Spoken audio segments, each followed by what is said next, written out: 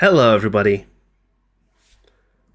I hope you're all doing okay because, well, I've been looking forward to this. Oh, it missed a few frames. Oh well, not surprising.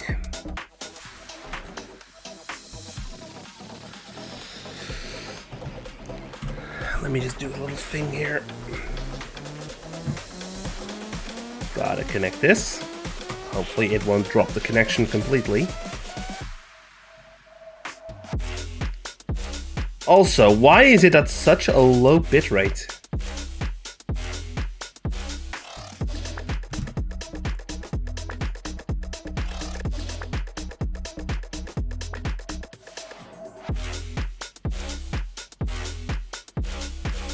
There, fixed. I don't know why it was at 2800. I need to check the stream elements for that because that was a mistake. Did it drop it to 2500 because of TikTok? I wouldn't know. I turned off multi-streaming for now because I don't want to use it. Let me just fire up browsers.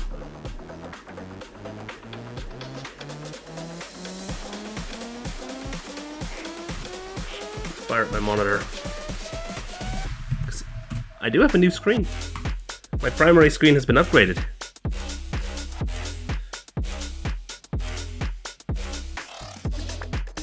Boom.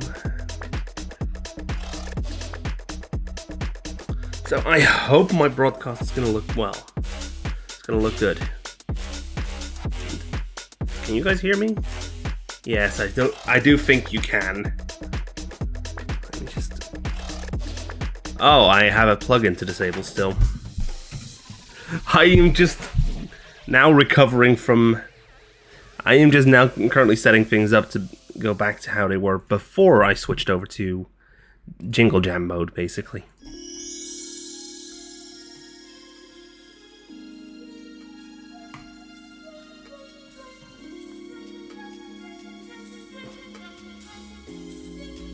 Deactivate.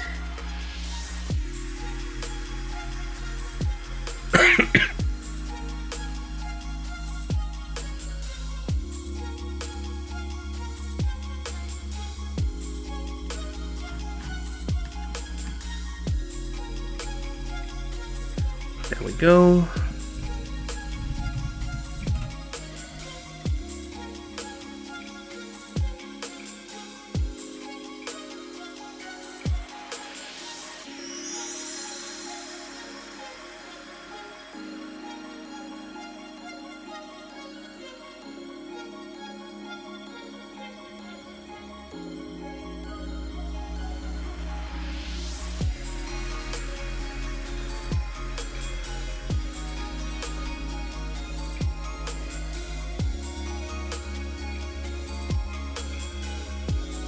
Looks good. Let's get into the game. Oh, yep, there was my... That was my throat acting up again. That place works. Let's go in here. Unmute the gameplay. Because it has to load up first. And there it... Whoa. Oh, it's... Oh, that just caused a little bit of lag. Is it just me, or... Yep, my computer's not happy.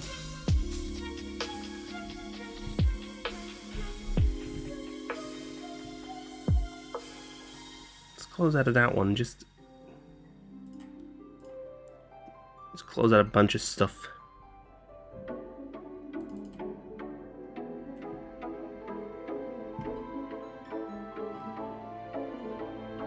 Does my computer even does the application even realize it's there?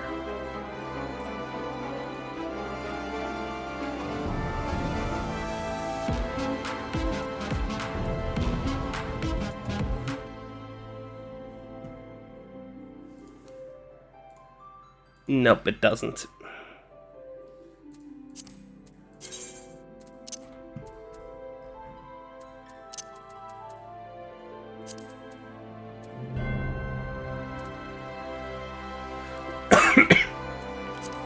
Put it into 200. Whoa, that's big. That's a big UI. Never mind, I'm gonna drop and keep it on standard.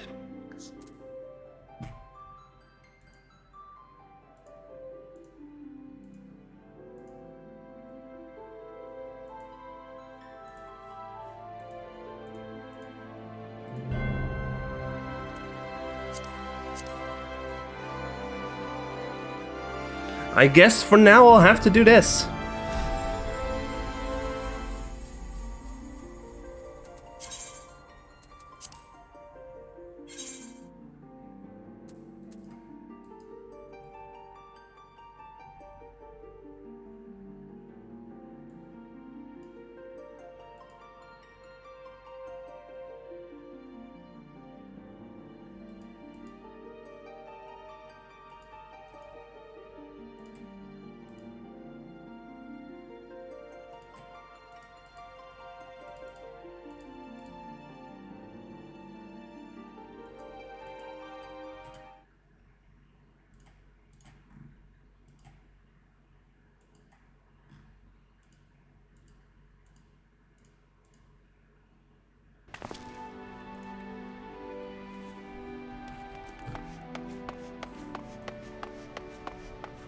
I'll have to deal with this then. If you see the chat suddenly blur, that means the game capture actually picked up. Heavensturn trivia. Actually, let's go into the gameplay, into this scene. This way, it actually shows up on both.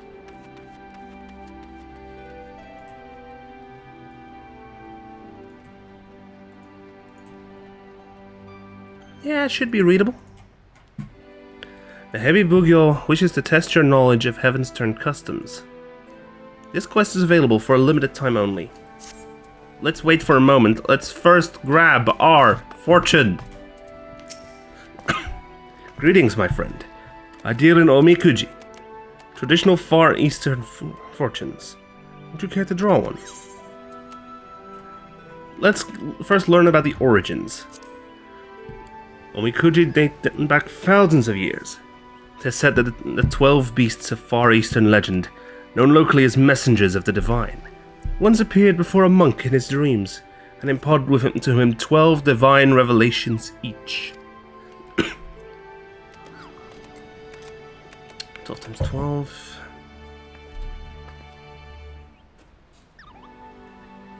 Oh, that's a lot.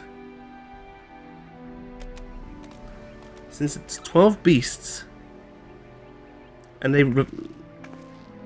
yeah, that's 144. As he traveled the land, the word of the fortunes spread far and wide throughout the Far East. That, my friend, is how omikuji came to be. I am but a man who, over the course of many winters, has come to find himself enthralled by the mystery surrounding the number 12. 12 beasts of the Far East, the 12 deities of Eorzea, and the 12 surnames of Viera males. Do you not find your own curiosity piqued by how the number appears in myriad cultures around the star? I cannot help but wonder if there is some connection we have yet to discover.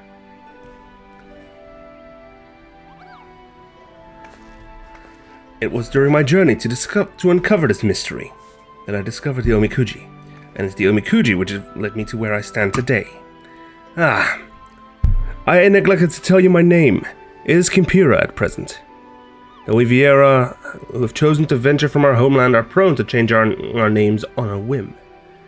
I'm a rather unusual case. I switched between the 12 different names, depending on the outlook of my fortune. You may draw as many as you like, but know that you must pay a fee of 100 gil per draw. Let's draw one, but only one. Very good. I shall be happy to oblige. Cutscene!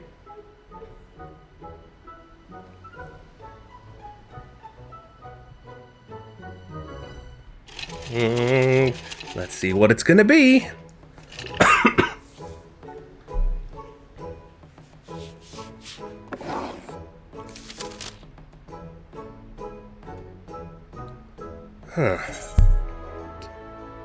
Fair fortune. Thou shalt experience moderate fortune. Keep these words of guidance in thy heart. Adventure. Rejoice in the 12, and thy revel shall not go unrewarded. Nothing good will come of waiting. Participate in a gathering hosted by adventurers. As for prosperity, now is an auspicious time to find a new home. Seize the opportunity. Conflict? A grueling battle awaiteth. Reassess thine equipment. And favor, steadfast like unto the keeper. And thou be steadfast like unto the keeper, and thou shalt not be led astray.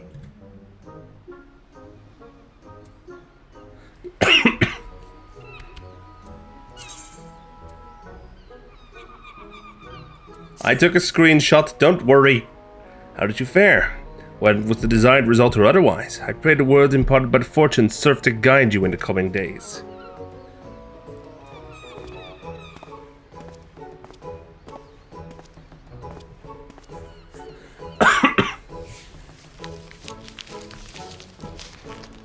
Two viewers. Still, it's fun. I swear, the lizards are tall.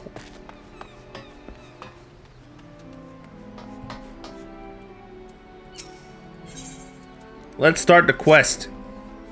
Heavensturn trivia.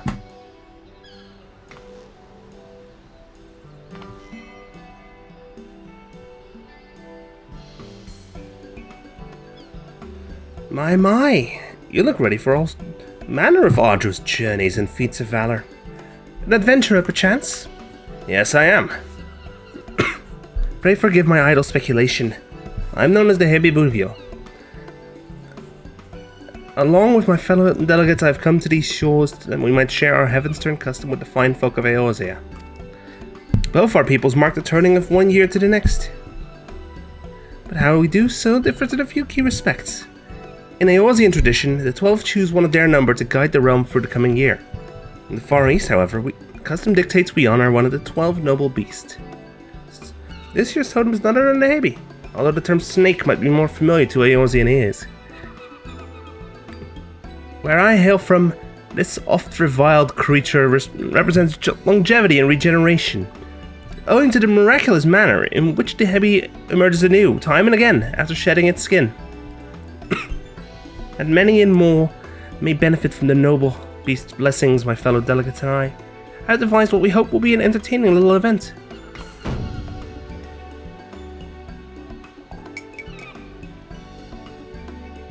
I present to you the inaugural Slivery Trivia Trial. Participants will win their way snake-like through the city streets and answer the questions posed by the trivia taskmasters they encounter.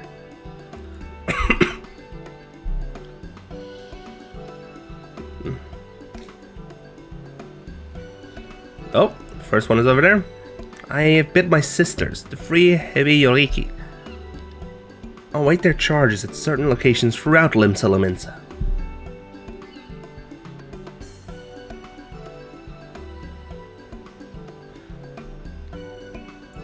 As for you, adventurer, I urge you to seek them out and put your knowledge of Far Eastern customs to the test.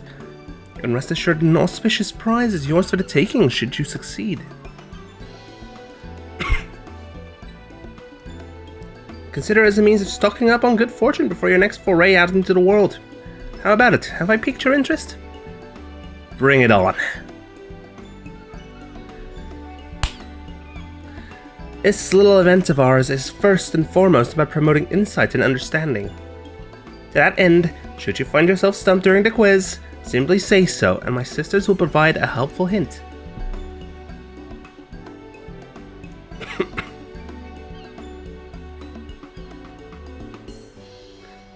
If it's a perfect score you seek. You may also wish to speak with the heavy Doshin and acquire the knowledge you need. I tripped over my words there. The first questmaster you will face is the eldest of my younger sisters, the blue Hebi Yoriki. You will find her a short distance north of here. Pray shed your misgivings and venture forth. Seasonal event! Quest accepted! Yes!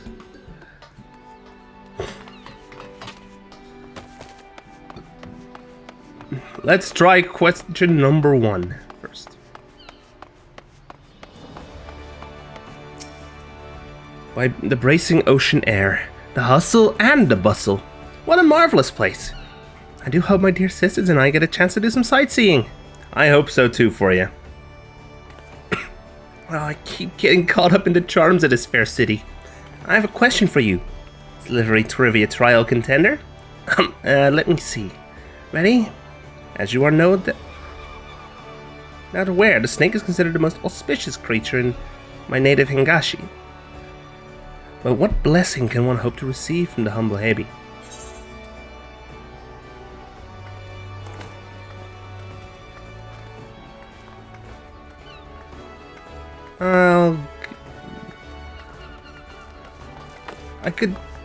I'll get back with you later on with my answer. Okay, okay, I need hints.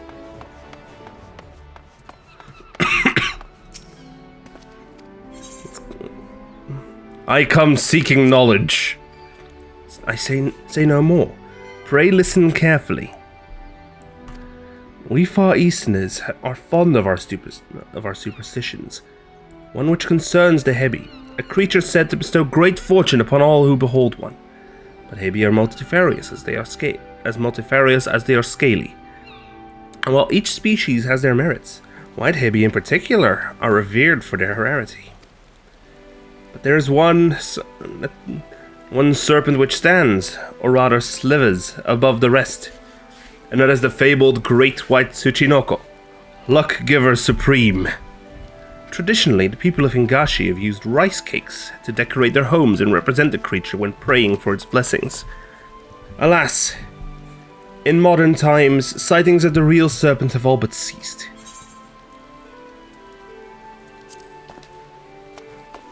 Okay, I found it. I got the answer. Apologies for the rain. Fair fortune.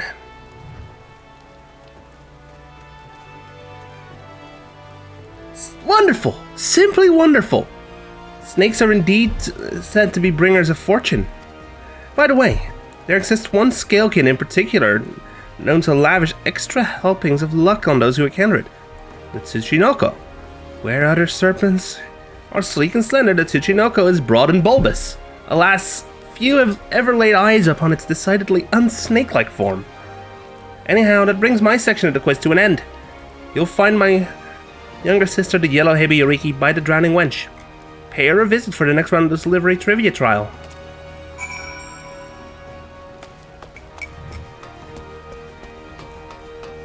By the drowning wench. That is here, but quest marker is saying she's up by the exit.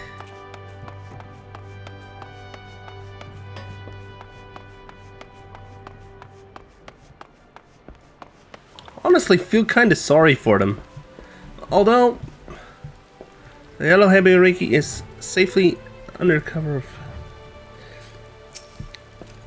the rocks. By the kami, the city is absolutely packed with people. There's enough to send you dizzy. Give me a moment, contender. You're aware that the snake is a symbol of luck, yes? Well, some snakes are luckier than others. And they happen to have one thing in common. Their color. Any guesses what that might be? White.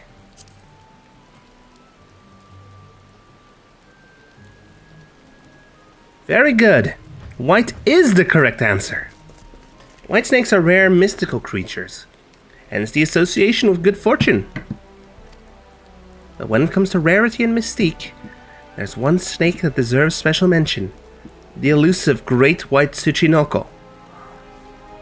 In times past, people would pray to the lucky serpent in the hope of receiving its blessings. In the past 100 years or so, there hasn't been a single recorded sighting of the creature. Its existence is all but a fable these days. Anyway, you've just one question left. Head to the Bismarck to see my little sister, the red Hebi Yariki. How are you doing? She really is just... Oh, Yellow is just sleepy. Look at Yellow, she's just sleepy. She is straight up tuckered out.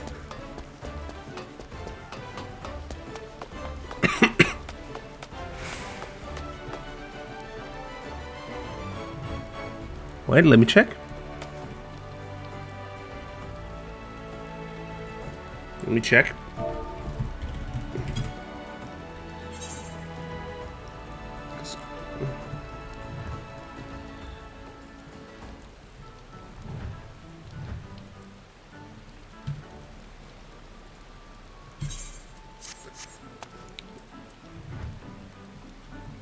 Red looks like she's actually asleep.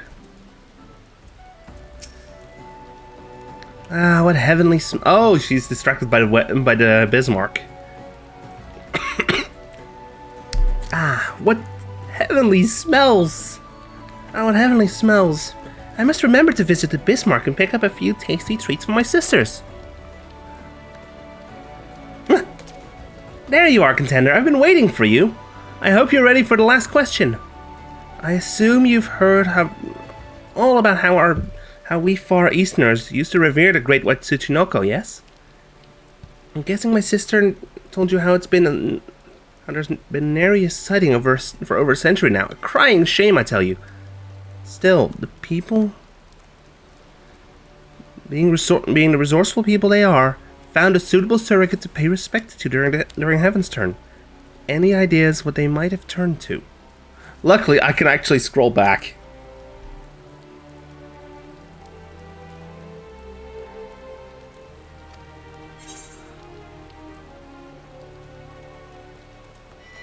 Oh, I think we need... Let's scroll back up to the Heavy Dojin. Rice cakes. If I get it wrong here, I'm gonna laugh. Rice cakes, precisely! Oh, I fucked up the voice there. Rice cakes, precisely. To be honest with you, I'm surprised an Eorzean would even have an inkling. Color me impressed. When I say cake, you're probably thinking of something nice and light, but the rice cakes we decorate our homes with during Heavensturn and Hangashi are rock hard. We take one pebbly rice cake and stack it on top of another. You have to use your imagination a little, but they're supposed to look like the great white Tsuchinoko itself. Well, that brings us to the end of the Slivery Trivia Trial. Thanks for taking part. Oh, a warp back? Oh, never mind. We can't forget your prize now, can we? For your efforts, a gift born of the finest, painstaking Hingashi craftsmanship. And it's all yours in a matter of moments. Hold on,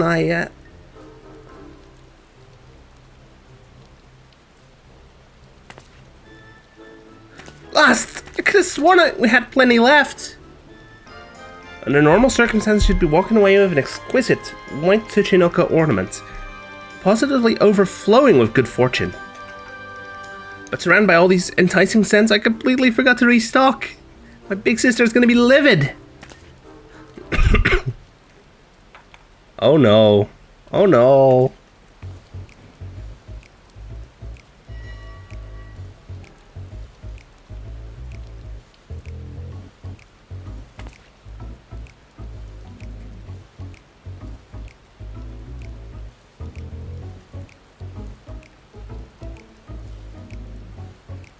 Oh, it seems there was one left after all. Phew.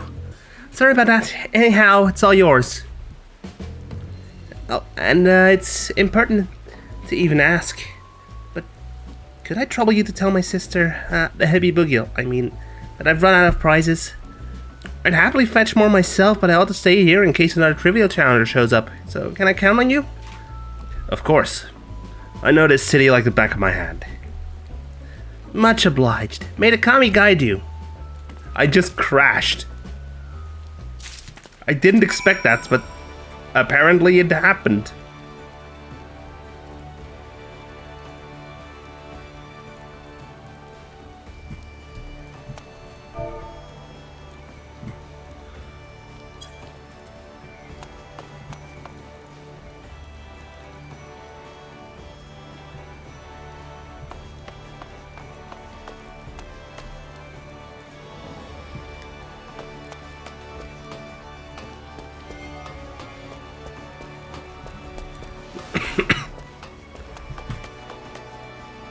I don't know how, I don't know why OBS crashed, but it did.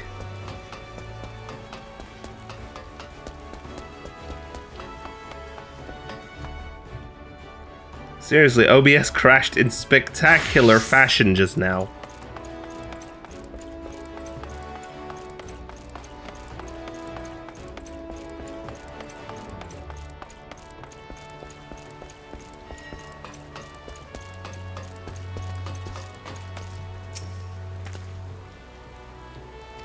I already spoke with her, bud. And the youngest of you four as well. Faran Wintervard.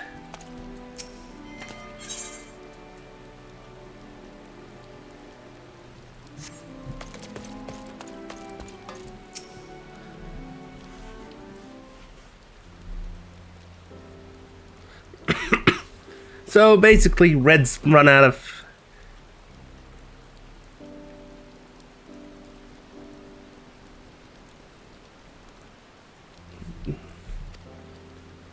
Clearly, my efforts at disciplining her have fallen short of the mark. I must redouble my efforts. Please accept my sincere apologies. I shall send someone along forthwith to replenish her stocks. In fact, I would be able to do it for you. I wouldn't be able to do that for you, but...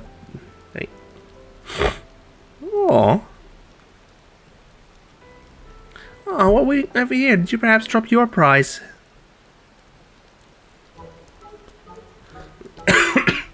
Okay, my key!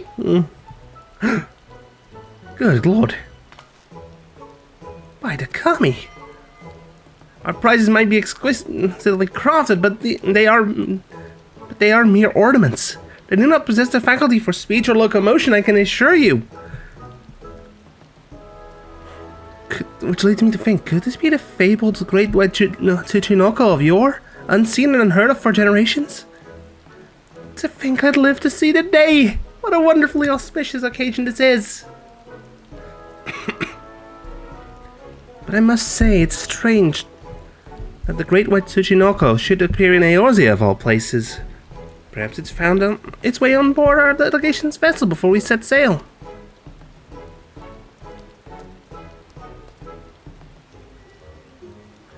Perhaps you'd be willing to take the creature with you on your journey? Of course.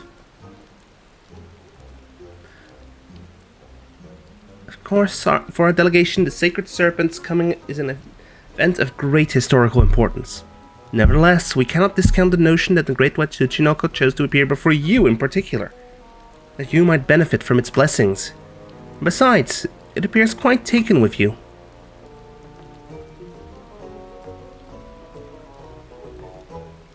My key. Aww. It's adorable. It's adorable. Come on.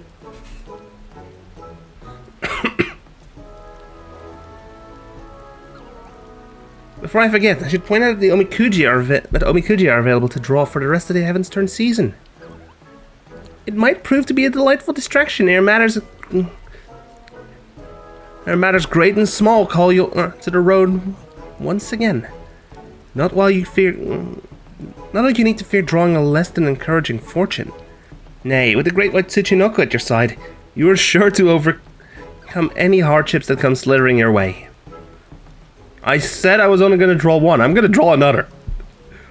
You have my heartfelt thanks for joining in this humble endeavor of ours.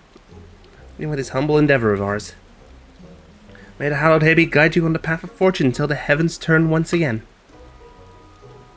Thank you. Hey. If you ever visit Eorzea, they've got fantastic beds here. The Far Eastern Omikujishi is offering his services for the remainder of the Heavensturn festivities this year. Speak with him to see what fortune has in store for you after your rendezvous with the Great White Tsuchinoko.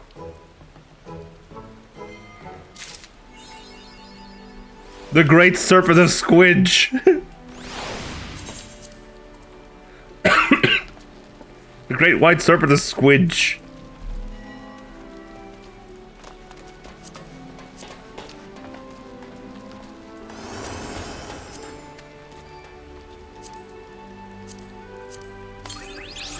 There we go, I got the minion. Summon.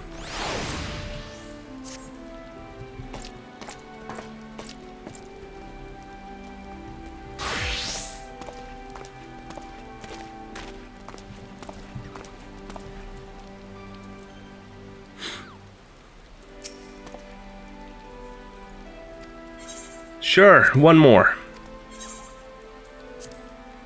Oh, look! They found each other. Mochi mochi. Here we go again. 1, 2. 1, 2, 3.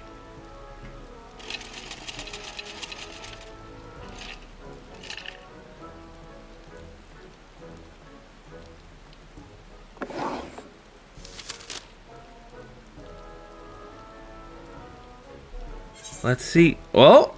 Grave miss.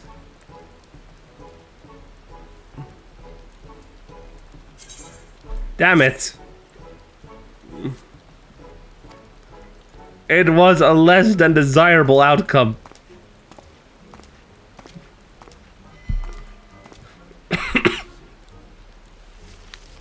My luck has turned for the worse.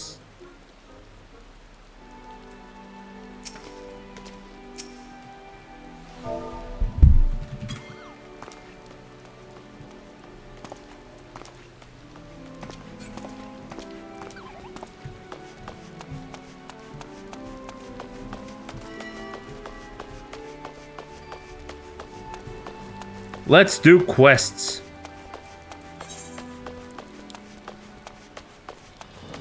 Let's first just do this magic technical difficulties. Let's go.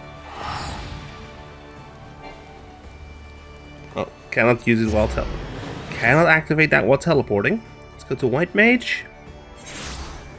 Because yes, I have my classes on a dial now. I have the jobs of it that I have available on a dial, which is nice. Because it means I can spin the wheel. Yes, I would like to enter this. I would like to enter the workshop.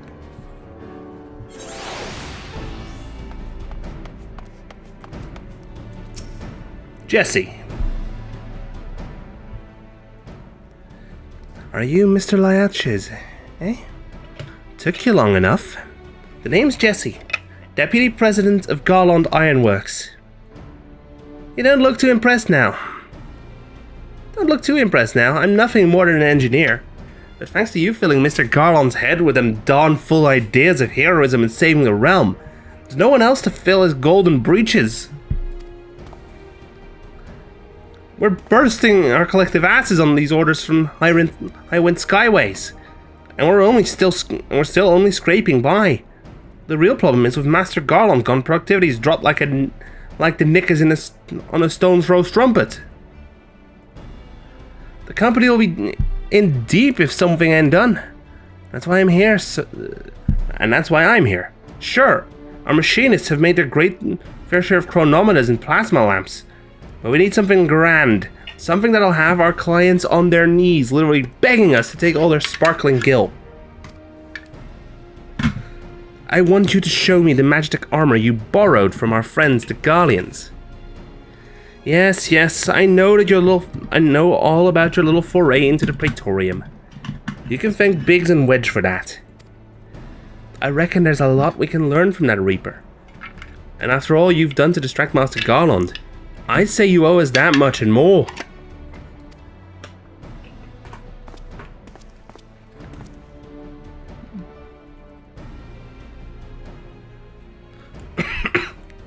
This is amazing. Do you even know what you have here? Listen to that ceruleum engine. I've never heard anything so sweet. And that servo mechanism should be... Wait, a mammoth core? Why didn't I think of that? They're so easy to come by. Mass production would be as easy as stealing candy from a baby. Or cores from a mammoth. What in the 7 bloody hells have you done to the cannon's poor convergence modulator? Burned it out like firing victory rounds after slaying some family of rabid squirrels, no doubt. It's a wonder the whole suit isn't a steaming pile of molten slag. Such a waste. What in the builder's name are you looking at? You need something to fix your prying eyes on? Try the wall. Any road, I can't bear to see such a fine piece of work in such a sorry state. I'll patch it up as best I can, but you'll need to gather the parts needed for the job. Think of it as one of them adventures you seem so keen on. A make number 49 Magitech converter and a make 50 oscillator should do the trick. Oh, and a Magitech cannon barrel. Make number 51. Make 51. I can't guarantee she'll be good as new, but at the very least she'll be in better shape than she is now. Which still ain't saying much. Eyes on me, Kinesi. I'm not done with you yet. That is, unless you know the whereabouts. One might stumble across a spare converter, oscillator, and... cannon barrel? No, I didn't think so. Here is a hint. It rhymes with Castrum Sentry. You see, Garlean main technology is what we're after, and I can't think of a better place to find some. Off with you now. Okay, no need to be so hostile, Jesse.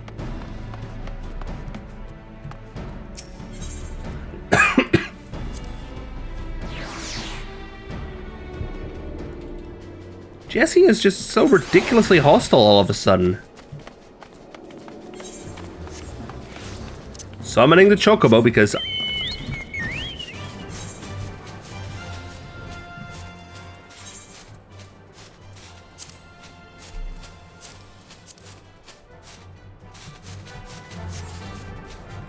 Oh, wait. The castrum is this way.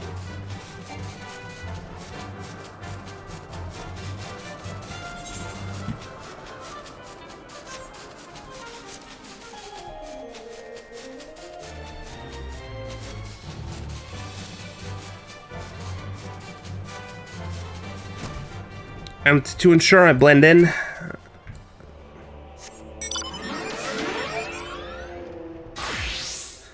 I'm grabbing this. Mask to conceal my identity.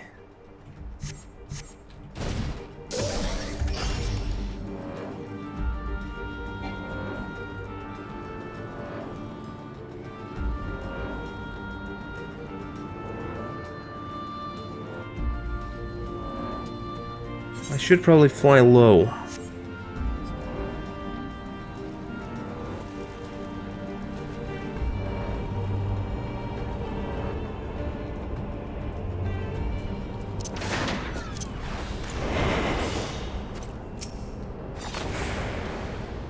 Okay, let's see what's in here.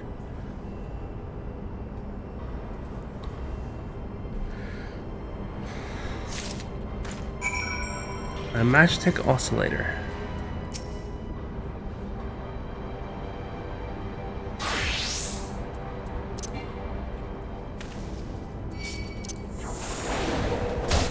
Sleep.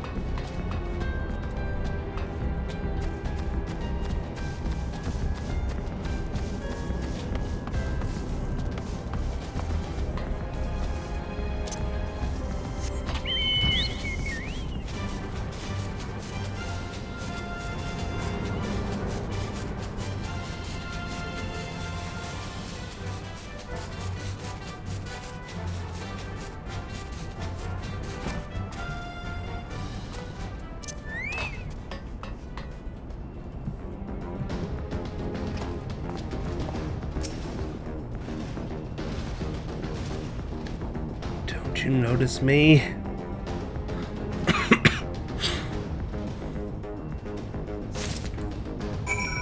Cannon barrel obtained.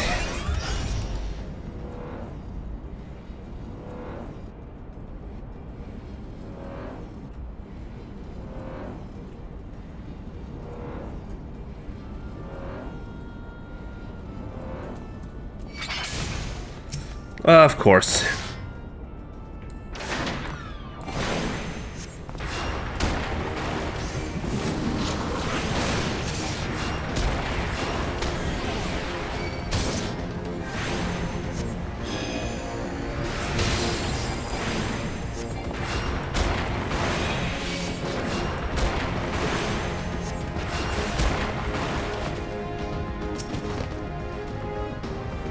There we go. Slaughter the Guardian. Slaughter the Guardian.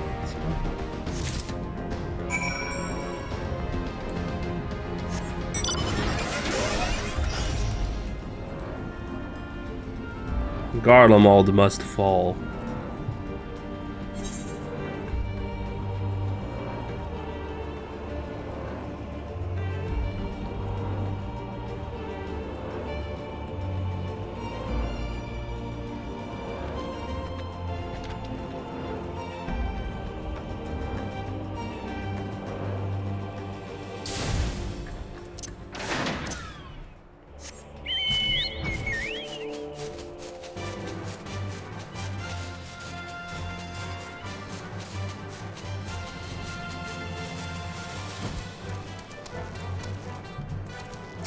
Slapbun, let me in.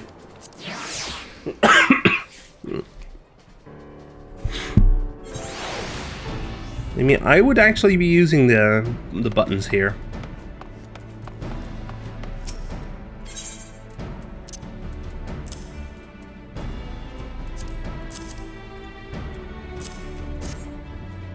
There you go.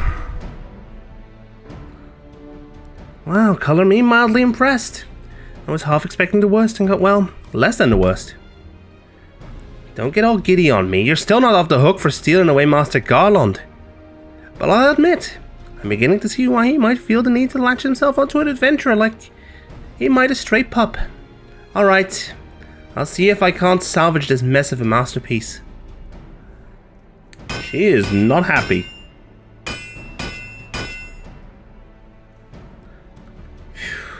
I think that's it. Both Magitek and Photon cannons should be functional.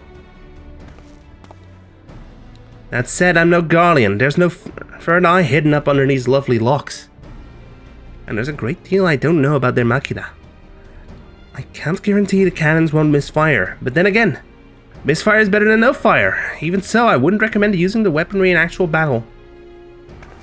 Speaking of fire, it's high time I got back to the ironworks. Patching up those cannons has given me a few ideas. You take good care of that armor, or you'll have me to answer to. Got it.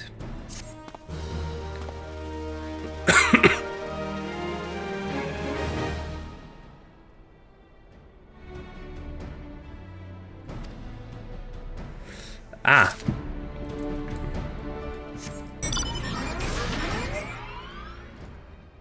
Okay. I really need to just adjust these, but I need to adjust the HUD layout.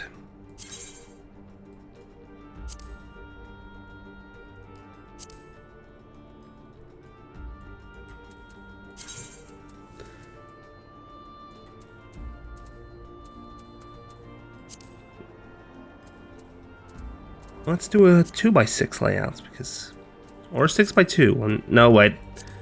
No, 3x4, that's the most compact one I can think of right now.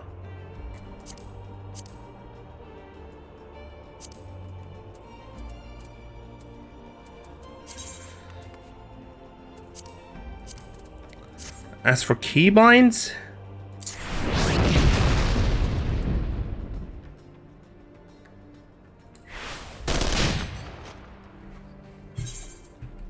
please tell me there's keybinds.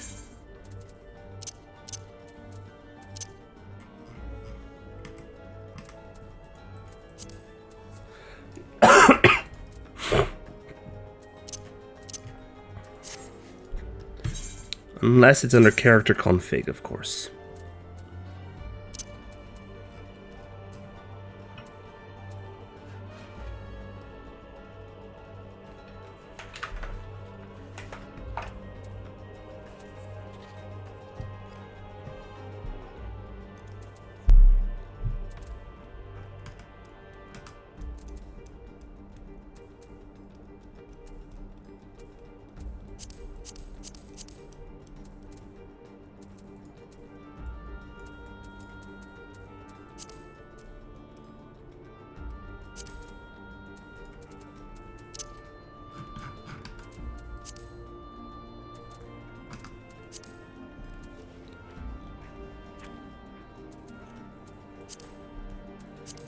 Wait, what does this do?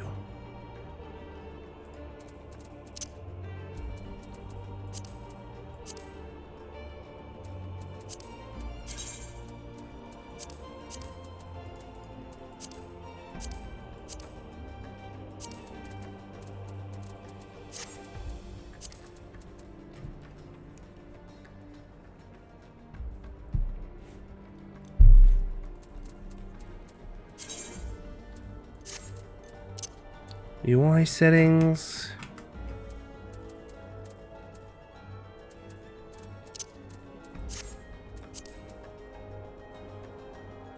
Keybind. Hotbar. Pet hotbar slot 1. I'm gonna put that on F.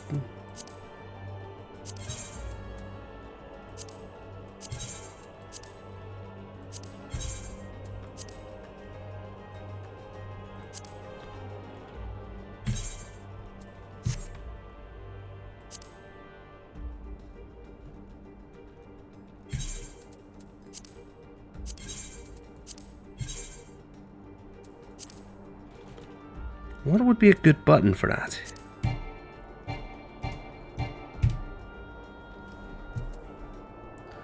Nope, those can't be used. Nope, that one's already used, so... I wonder. Let's pull up the Stream Deck software, because... if that's a mount thing, I'm gonna go ahead and put them on here.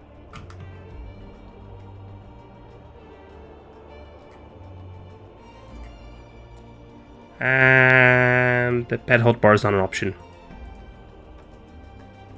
Crossbar 1.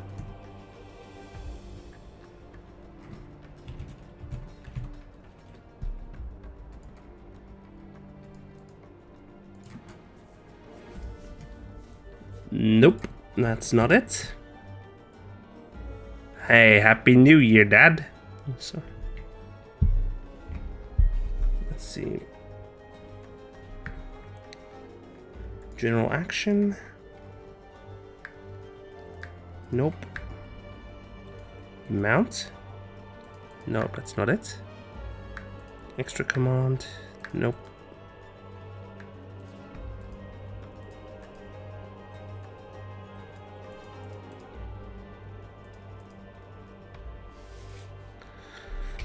Nope, there's no option here. No, it's...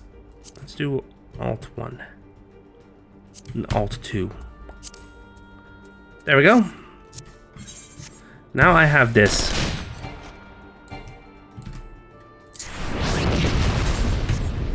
I'll have to do it like that because I don't have an option to activate it for...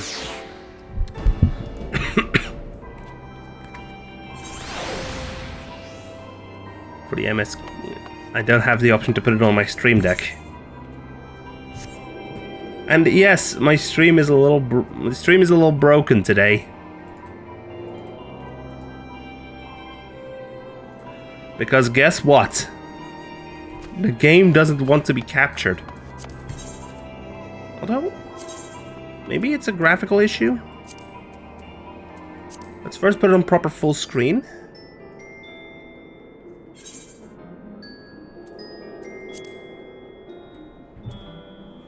Does it recognize the game then? Nope, it still doesn't.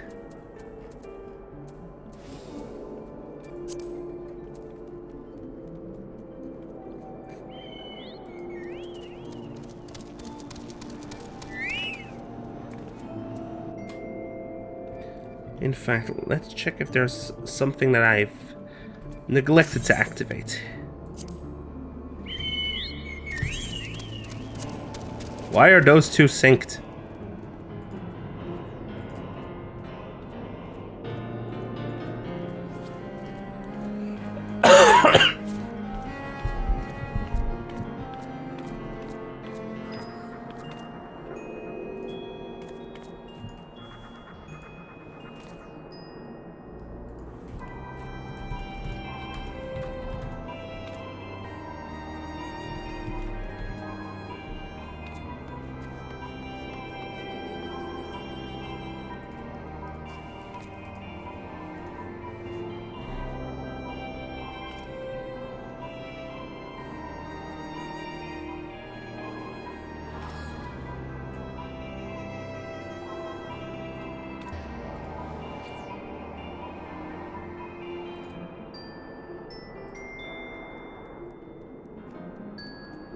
Why does it...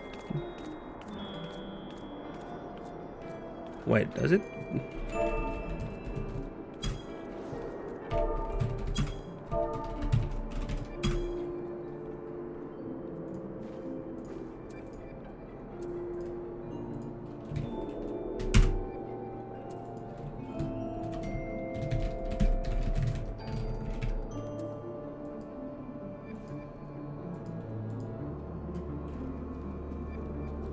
Oh. OBS decided to do something.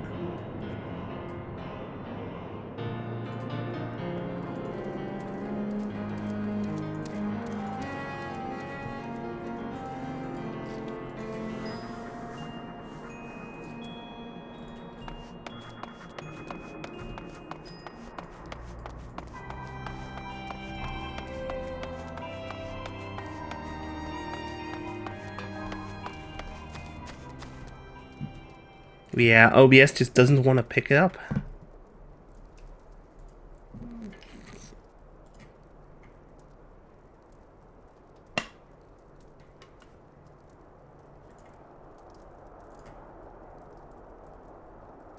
Content scene.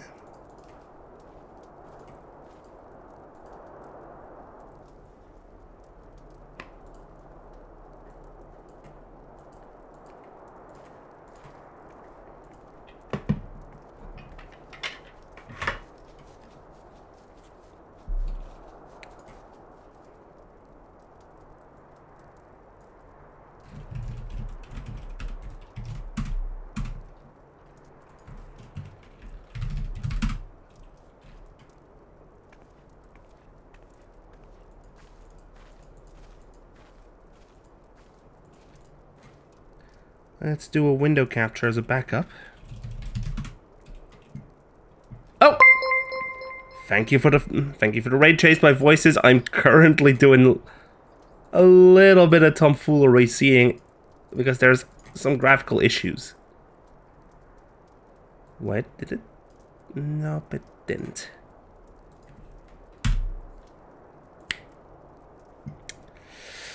Let me just exit our studio mode and bring it back to this screen and... Oh!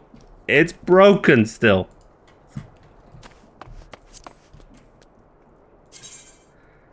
Put it on borderless window, why not? And, yep, there we go. On with the main quest! I guess we should update... Anyway, hi, I'm Mecha12, also known as Connor. I am an English language VTuber but I'm from the Netherlands. Currently I'm playing Final Fantasy XIV. On with the MSQ. Boom. This is my first stream of the new year, so I'm currently dealing with a bunch of little changes that I've made. A bunch of little changes that have been made to my setup.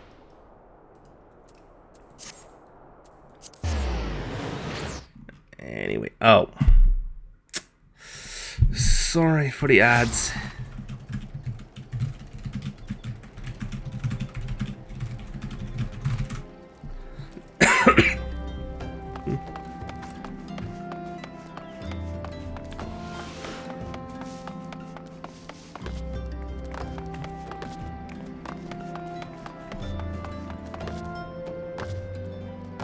Wait, what? No, you're not.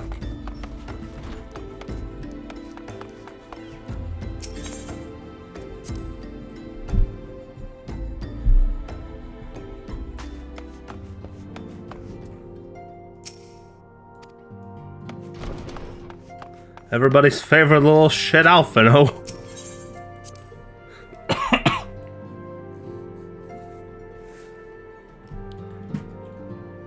Wait, what's the frame rate right now? What's the frame rate in this instance?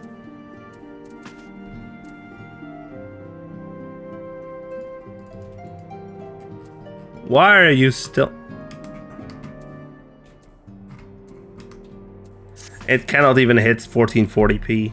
It cannot even hit the 144. Wow, hey, we're back. And ad break's over. Hello, everybody. I hope the ads were not that bad. Let's do price of principles.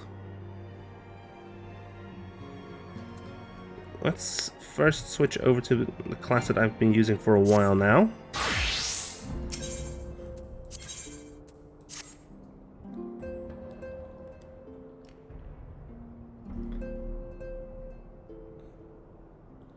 Knazy, it pleases me to see you well. Oh, here comes the... Oh, there's Tataru. Excuse me for interrupting, Knazy. My lady, a gentleman from Ashgana Exports has just left. Understand why you didn't want to receive him. You did well, Tataru. Please inform the guards that we will not be receiving any further guests this evening. Thank you!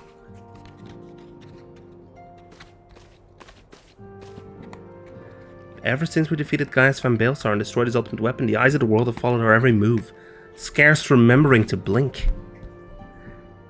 Where once we worked in secret, with precious few friends and all too many enemies, we are now besieged by benefactors, each one more eager than the last to offer us his complete support. A true embarrassment of riches. Of course, every promise of patronage comes with a price. Some make their intentions known from the start, while others endeavor to engage us more subtly. Dress it how you will. The message is ever the same. We shall help you, but only if you help us. The gentleman Zitaru spoke of was more brazen than most. In exchange for certain supplies, he would have us resolve a business dispute. Naturally, I refused him. As have every other merchant of his ilk. Alas, the syndicate's overtures are not so easily rejected. Since we formed the Scions of the Seventh Dawn, it was with the goal of serving Eorzea, not the interest of individual Eorzeans. Our neutrality is fundamental to our cause. In my heart, I know this to be true. And yet, if accepting these offers of patronage could empower us to do greater good, might they not warrant greater consideration? Our Baldessian colleagues have been generous beyond measure, but we cannot expect them to... Forgive me, I didn't mean to burn you so. It's okay. Yet my urge to share this dilemma might not be wholly misguided. Might I impose upon you to consult the others? They are like to have their own opinions on this matter. Call a meeting.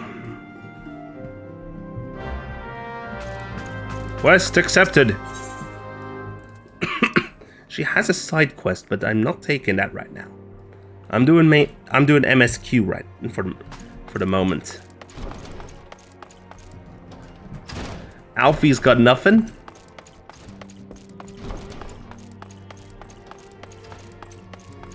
There's the main gang. Let's first ask Yustola.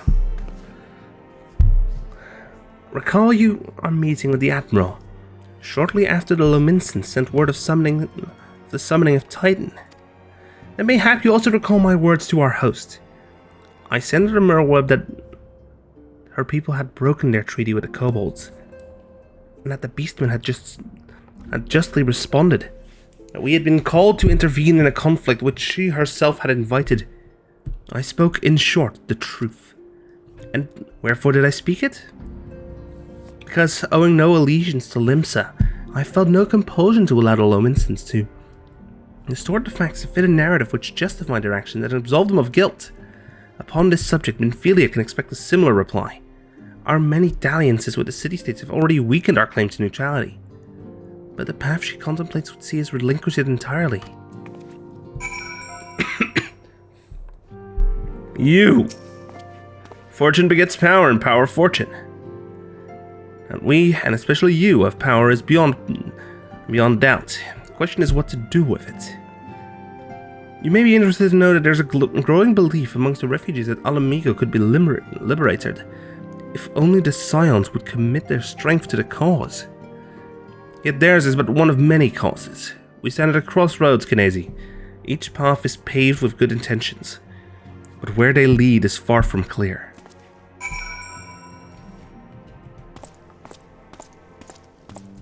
Yeah, I've been receiving a lot of gifts lately, but Papolino keeps making me send them back. It wouldn't be so bad, but some of them are really nice. I mean, very nearly abandoning your principles nice, you know? None can deny that we would benefit from more support, but if it comes at the cost of our principles? Neutrality was ever a delicate matter. I've lost count of the times I've had to explain to people that our allegiances need not necessarily lie in the same place as our headquarters. Mind you, if we are to sell our services for Gil, we might as well declare our fealty to Ul'dah now, and have done with it. I'm quite sure Ida would enjoy the bribes. Now for Urianger, who has this... who always uses 100 words when 10 will do. 'Tis the lot of the powerful to attract the covetous as well as the needy. Thus doth prudence dictate that those with power proffer aid with one hand, was the other resteth ever on their hilt. Alas, we have not the luxury of time to decipher our petitioner's machinations. Nay, not while the beast tribes do labor unseen, defiant in defeat, to raise up their fallen primals once more. Doubt not that they shall return, stronger and bolder both, nor that we shall be the ones to meet them. This sacred charge shall ever be ours. 'Tis but a pity we are so few, and our fortune so finite.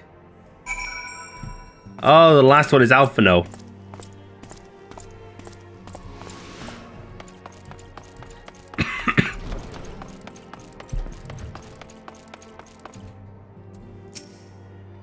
Cutscene!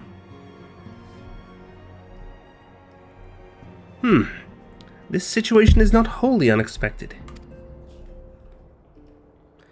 I too have given much thought to our organization's future.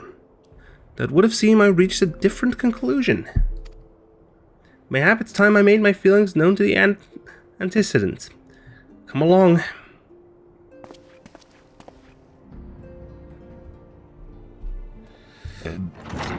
Whoa. Alphino, Kinesi, is aught amiss? You desired counsel, and you shall have it. Minfilia, the Scions of the Seventh Dawn must leave Ul'dah. We must do what? As long as we remain within Ul'dah territory, we will never be free to act with impunity. Moving our headquarters to Vesper Bay only delayed the inevitable. We have demonstrated our capabilities, and the Syndicate has taken note. They will not suffer our organization to remain independent now. We are far too dangerous for that. Surely you realize the reason Vesper Bay still lacks... Surely you realize they are the reason Vesper Bay still lacks an Aevarite. You know full well how beneficial one would be to our cause. Which is why it and other favors will be denied us unless we cooperate. Yep, we will get lost out of... If Ul'dah is no longer suitable, where would you have us go? Experience has taught us that the appearance of neutrality is as important as the reality. Accordingly, we must keep each of the great nations at arm's length and plant our banner in a place which all agree to be beyond their borders. You don't mean... Mordona. Revenant's Tunnel, to be precise. It lies within neutral territory and offers all the essential facilities we require. By way of an additional benefit, it's often frequently by a veritable legion of adventurers who may serve to supplement our ranks.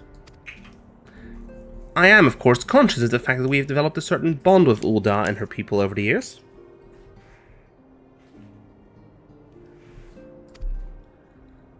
But I truly believe this to be the best course of action. As you yourself observed, we have invaluable ties to the local community, forged through years of concerted effort. Ul'dah is our home, Alphino. To cast aside everything we've built and start anew in that desolate wasteland would be beyond reckless. The decision is yours to make, Antecedent. I ask only that you recall the shared purpose, which first moved us to found the Seventh Lands of the Seventh Dawn, and which moved you to found the Path of the 12. Ere that.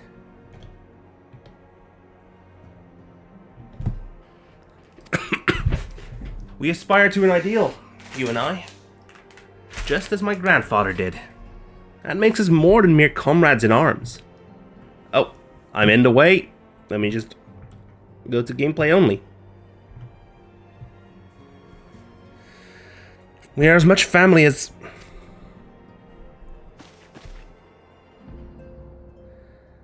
That will be all, Alphino. I'm sure you have some familial affairs of your own to attend to. Your concern is most generous, but no. I've left them in the hands of men better suited to the task than I. I could not very well allow my personal affairs to come before the needs of the Order, after all.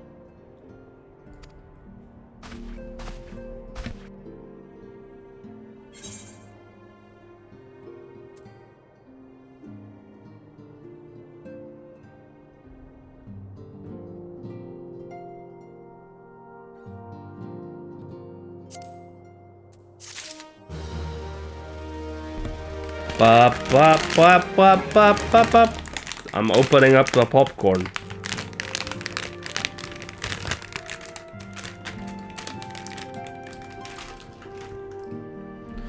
Okay, Minfilia. A cooking sherry? Aha! It's a sherry!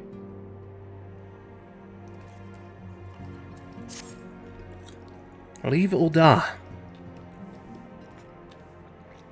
Has it truly come to this? Oh! Knazy, pray attend to Alphino. He's engaged in some business or other that requires your assistance. Pray be on your way. Alphino waits upon you, and I have much to think about. Oh, and tell him he shall have my answer in due time. Alphino, you little shit, where are you?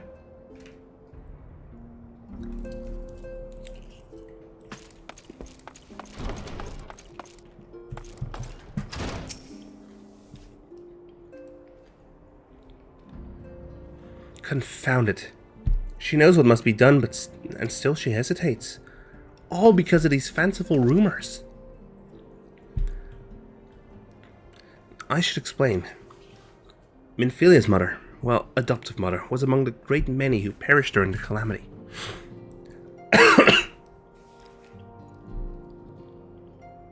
Fidamin was her name. Now, you may know her better as the songstress of Ul'dah. She was a performer of singular talent, and much beloved by the people of Eorzea, not to mention a certain Sharlayan minstrel. As you may imagine, the news of her passing was greeted with shock and disbelief by her adoring followers, many of whom refused to acknowledge what had happened, that her body was never found, only to serve to encourage speculation.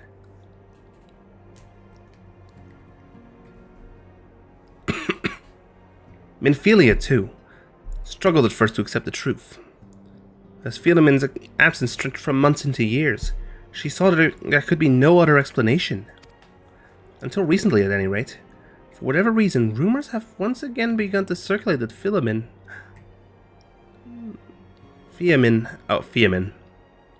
is alive and well. So one of our informants, Father Iliud, sent word that a woman matching the songstress's description has been seen of late at the seaside resort of Costa del Sol. If we could succeed in tracking her down, and I have no doubt that any worries that now plague Minfilia's heart might be assuaged. I mean to set forth for La Nosea at once. Let us reconvene there and inquire with Gigaruju as to the veracity of these rumors. Got it.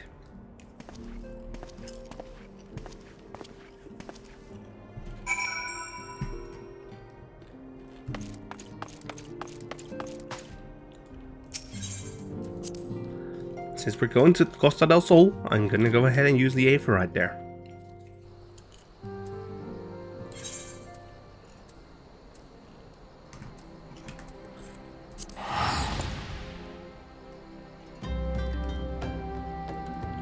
I have to spend my gil anyhow.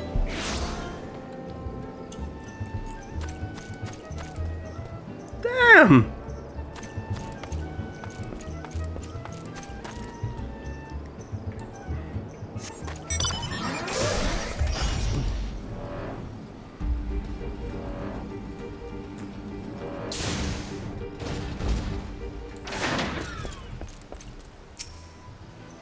Oh, sweet siren understands my mycotic news. Why have you forsaken me?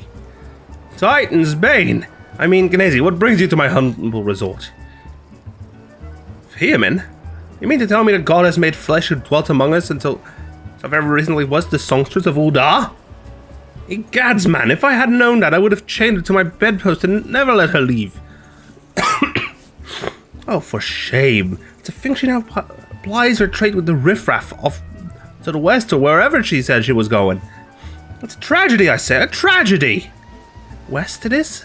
West is it? Thank you, Master Gigaruju. Your information will serve as well. That said, there are any number of places she could be. I shall begin my search by the docks and see if any witnesses there might have some knowledge to spare. I would be most appreciative if you could travel onto Wineport and do the same.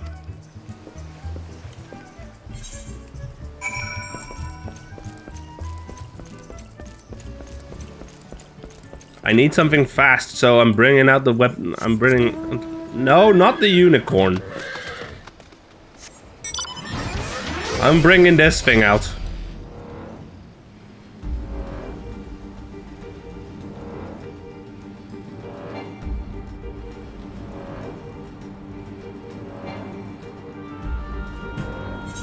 Wait a moment, that is...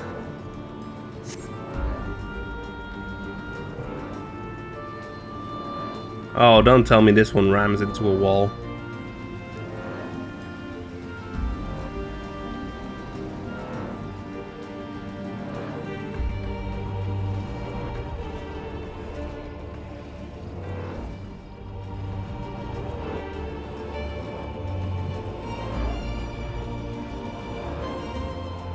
Oh, this is Castrum Oxidants.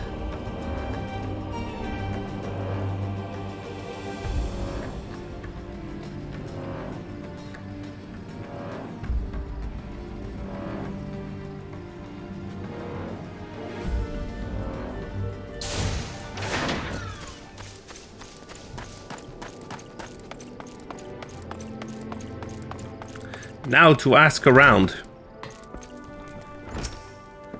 Well, if it isn't Knazy, the savior of Wineport, to what do we owe the pleasure? Ah, yes, we did receive a customer matching that description. She was a delight to behold, to give the woman her due, but her perfume was so ghastly. I had no choice but to eject her from the premises, interfering with my tastings, you understand. If she's your quarry, why not consult your blind associate?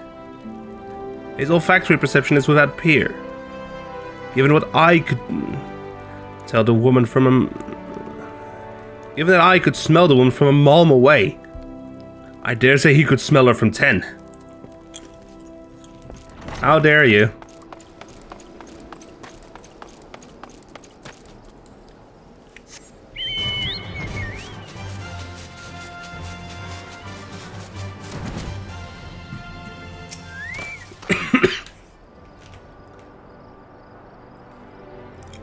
Ha! Get fucked, bot. You wish to know if I've seen a Mikode lass by the name of Fearman? I wish. I haven't seen a lot of any description for far too bloody long.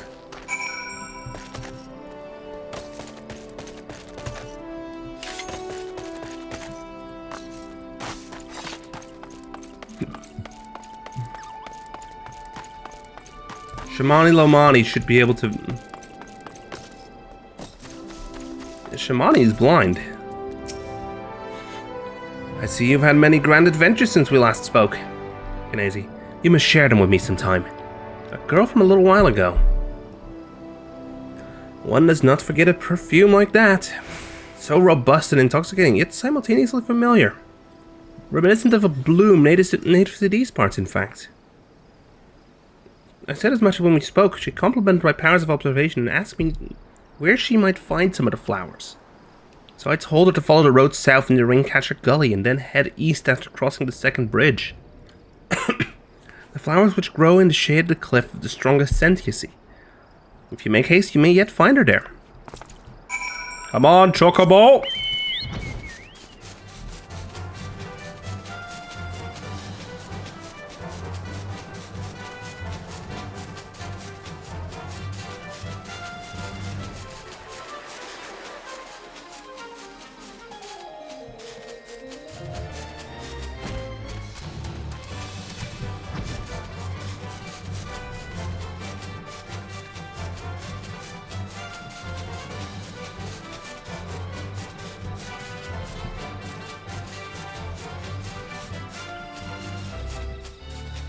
There.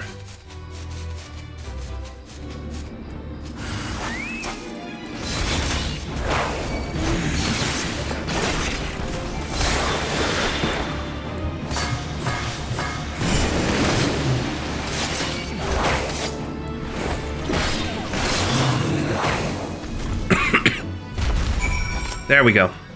Feed him in.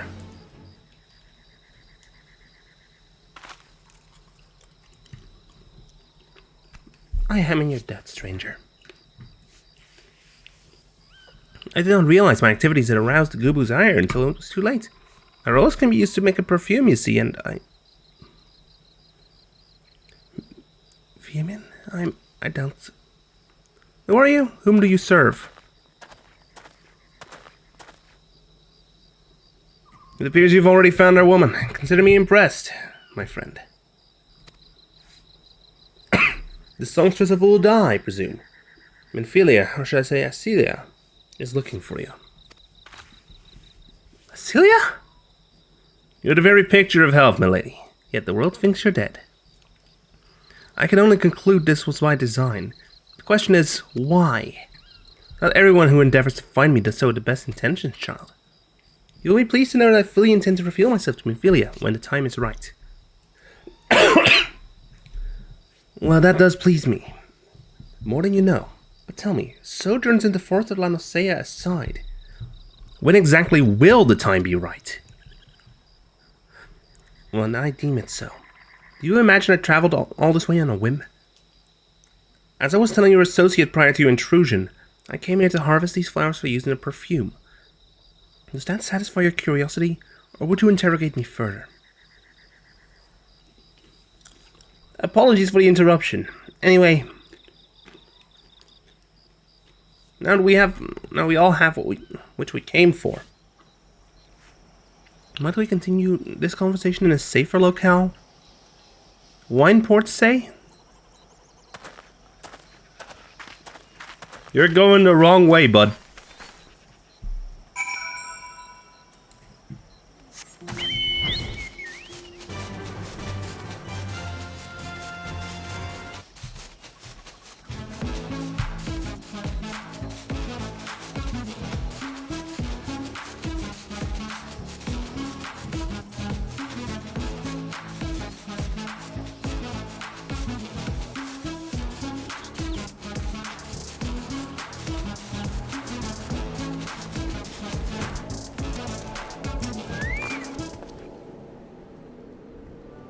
Oh, this is not at all how I had envisioned it. I can scarce begin to imagine what emotions will go through Minfilia's heart when she reunites with her mother after all these years. Healing, there we go. All things in time.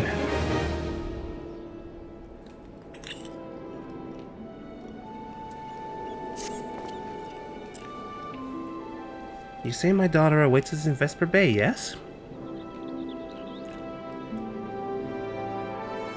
I've kept her waiting long enough. Let us be off on the next ferry. I can finish fashioning the perfume along the way. Understood. Come with me. It'll be my pleasure to escort you to the Waking Sands. I just heard... Wait, did I just warp?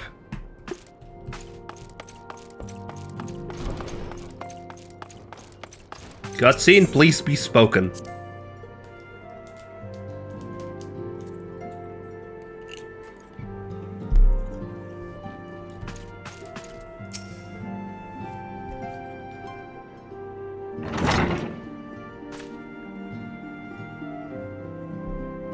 Antecedent, you have a guest.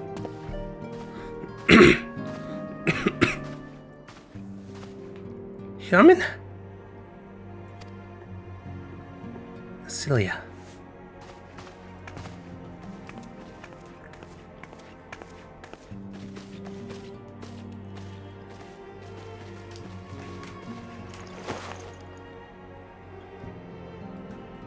Aww. I haven't seen her like this in years.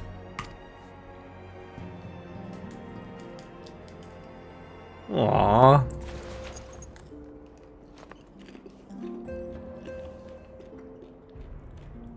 I never truly believed when they told me you were dead. But what kept you away for so long? The Imperials came for me, as I knew they would, and I resolved to stay as far away from you as I could, lest their pursuit of me endanger you and our cause. I could think of no better way to grant you the freedom to continue our work, and continue what you did, achieving things I would not have imagined possible. I followed your every success and celebrated in secret. I'm so proud of you, Celia. I learned from the best. I have a gift from you. Aww. So silly a perfume, you remembered. How could I ever forget? You wore it all the time. If I ever lost sight of you, I could find you again just by following my nose. I did not think it was made anymore. You must have gone through so much trouble. It was no trouble to me, my darling. I fear I cannot say the same for Kinesi, however. I could not have made it without him. Howdy. Thank you. Thank you both.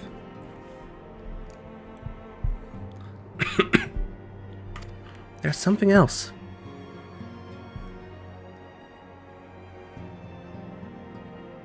It's the cat's eye I found all these years. You kept it. Aww. 2 NPCs from Final Fantasy XIV 1.0. My father was a member of the Alamegan Resistance. When I was yet a child, he brought me here to Ul'dah. The accident which claimed his life happened shortly after our arrival. It was Yamin who took care of me then. She raised me as her own, taught me everything I needed to know to survive. I'm no stranger to the facts of your history, yet I fear I failed to grasp their implications. It's clear there's much that I do not know about you and your mother both. Aww. One of her first lessons concerned mining, and I was a very dedicated student. This cat's eye was the first stone I unearthed. It wasn't much, of course, but I was exceedingly proud to have found it nonetheless.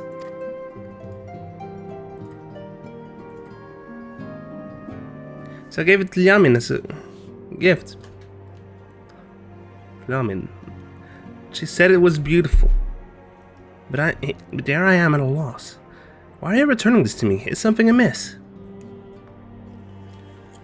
No, Celia, nothing is amiss. Quite the opposite.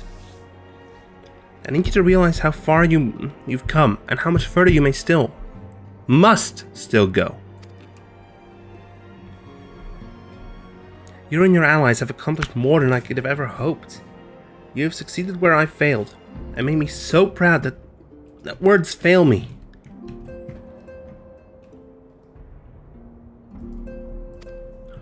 But even as I marvel at the woman you've become, and at all the many things you've done, I cannot help to think that which you have yet to do, and of what it dang it! How many ad breaks are you squeezing in here, computer? Celia, daughter, you can't stay here anymore. You and the Scions must leave Ul'dah. Yeah, I'm in. You built it once, Cecilia. You can build it again, and this time we'll do it together. Truly? Truly. Truly.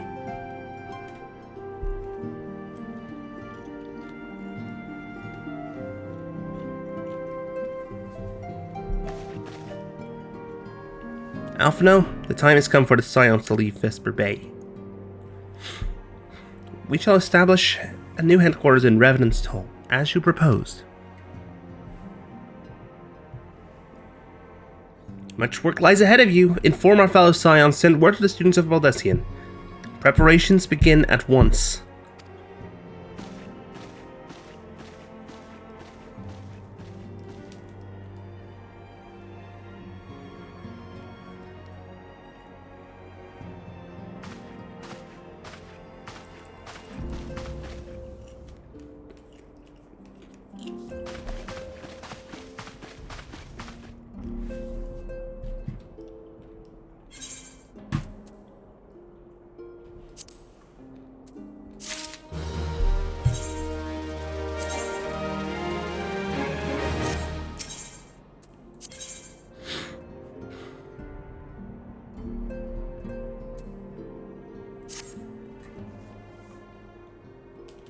There we go. Quest has begun. All's well and good that we found ourselves a new home in Revenant's Toll, but there's so much to be done, and in so little time. Our first step is to secure the cooperation of the Adventurers Guild representatives there. Were it not for the Guild's considerable efforts, the original Camp Revenant's Toll would have never been established, much less its more heavily fortified successor. However, with construction still ongoing and resources in short supply, it seems certain that the Guild will require something in return for their support. Sympathetic to our cause though they may be, whatever they ask, I shall not begrudge it. To be plain, we need them more than they need us. Without their assistance, essential tasks securing new facilities, cultivating relationships with local merchants, and recruiting adventurers would prove difficult if not impossible. You need not concern yourself with such matters, Antecedent.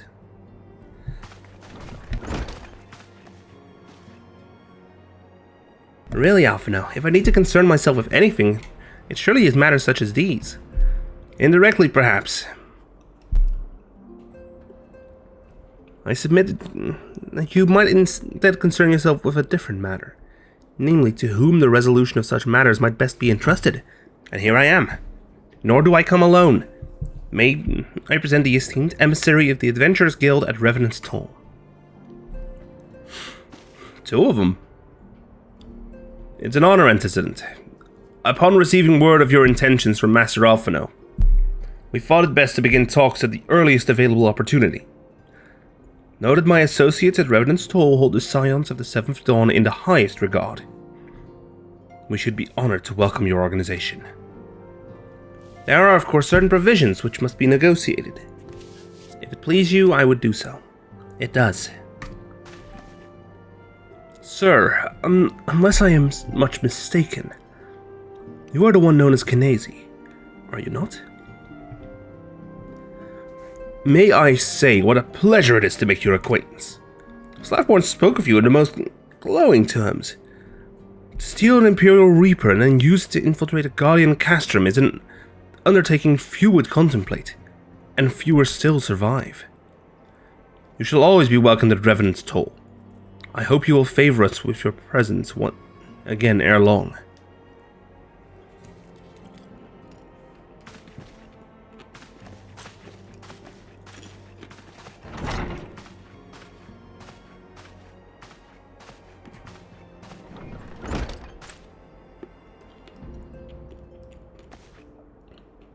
Well, well, it would seem your reputation preceded you, Kinesi. Mayhap I should dispatch you to Heavensturn with all haste as first intended. But before that, I dare say you have earned yourself a rest. After all, you've traveled so far, and there's already so much you've done for us, and for me. We will speak again anon, and again, take care.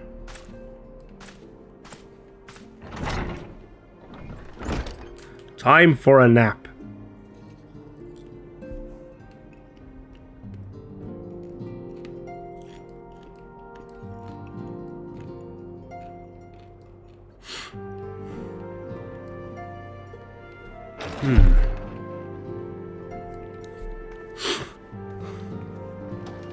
Ah, Maisie, were you able to get some rest?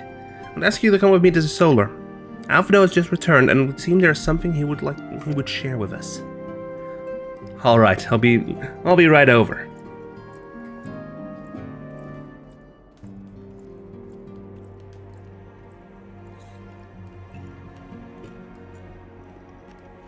Oh, the entire gaggle is together again. You're here. Good. I come bearing news. The negotiations are concluded.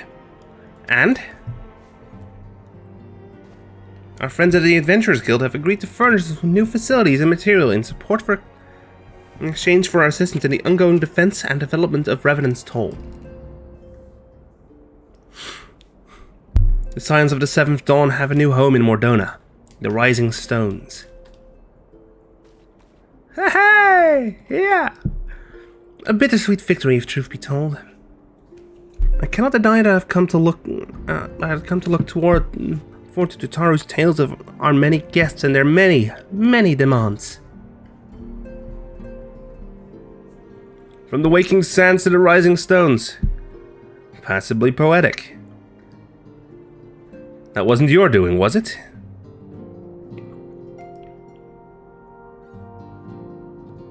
I too have news to share. In expectation of this momentous day, I personally informed the alliance leaders of our plan, and they have each pledged their full support, General Raubon included. Moreover, I have decided the time is right for us to cast off the vestiges of our order's veil of secrecy, and announce ourselves to the world.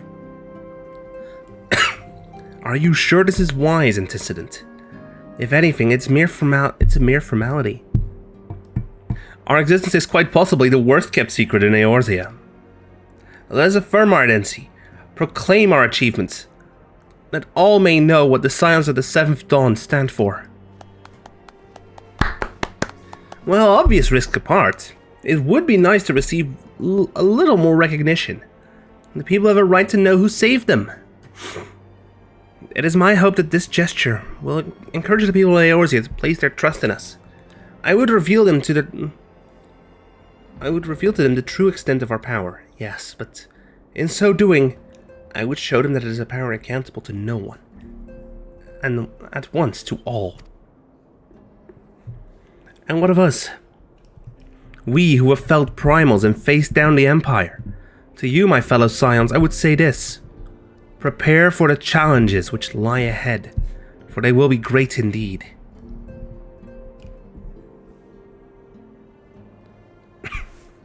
Great, I say, yet no greater than us, and we will rise to them, as we have time and again, united as one.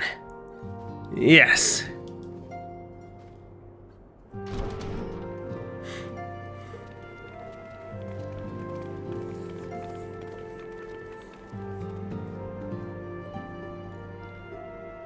There must be some way I can... Wait, that area is said to be rich in minerals. I should ask Flamin to teach me the basics of mining too. Oh, Tataru is thinking money. Do you ever wonder how he does it? Alphino, I mean. It was almost predictable that he should appear with an emissary of the Adventurers Guild mere moments after I had expressed the need to forge ties between our organizations. Truly, his sense of timing rivals even your own. Setting such mysteries aside for the present, I have a task for you. I would like you to deliver these documents to Slathborn. They concern our forthcoming move. Do take care on the road, and represent us well, Kinesi.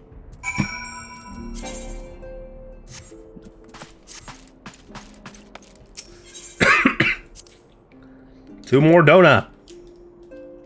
Should I take it on foot?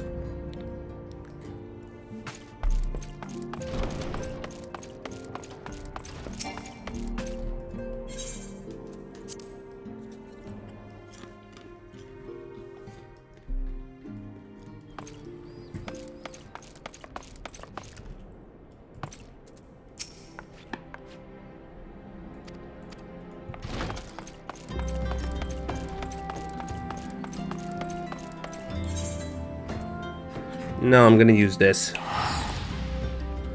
Bam, straight over to Mordona.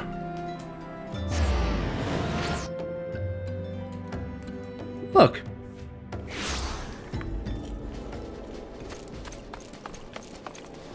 Slathborn!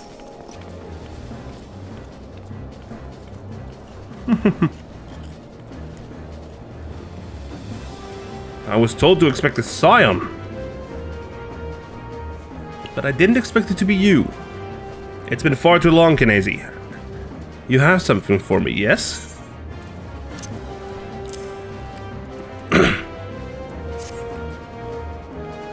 Let's see. Yes, everything appears to be in order. You'll be staying with us for a while, yes? Would that we had a dozen more like you. Since we don't, though, we'll just give you the work of a dozen men. I jest.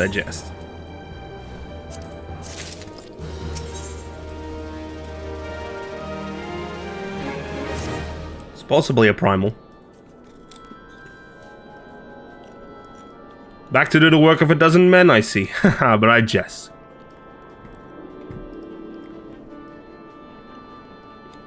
Even I can appreciate that an important man such as yourself has little time for menial tasks.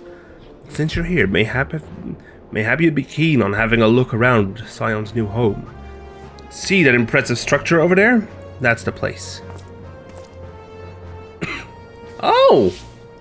It was originally built to house a branch of the guild, you see. As such, it comes complete with a tavern where adventurers can rest from the road, fill their bellies with good food and drink, and their ears with tales of fortunes to be had about the realm. It may get a bit raucous at times, but I imagine it'll be as good a place as any to recruit capable men and women to your cause. Come with me, I'll show you around. One moment. Is it you, Kinesi? Sorry to interrupt, but I have most urgent news. I received grim tidings from Gridania, and PR aid is required at once. I must ask you to report back to the Waking Sands with all due haste.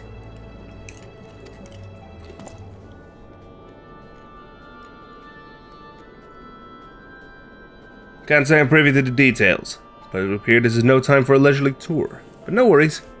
You can rest assured that I've seen to all necessary arrangements.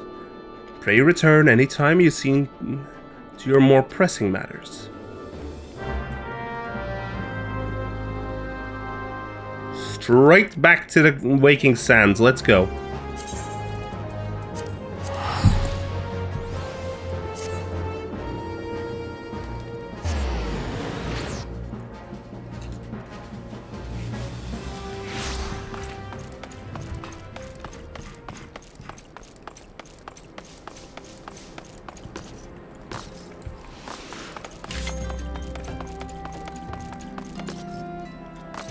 Kick, flip.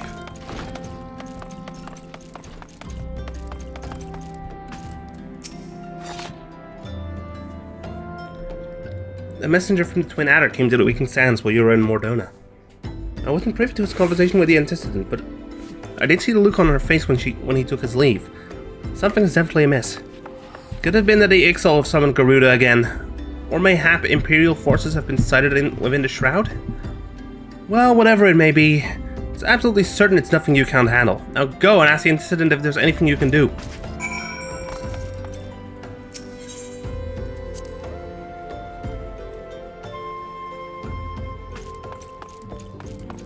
Yeah, I'm in. How she has grown since we last spoke. She puts me to shame with her accomplishments. And for that I'm full glad. Look at Eddie with his thick bushy tail, let's go.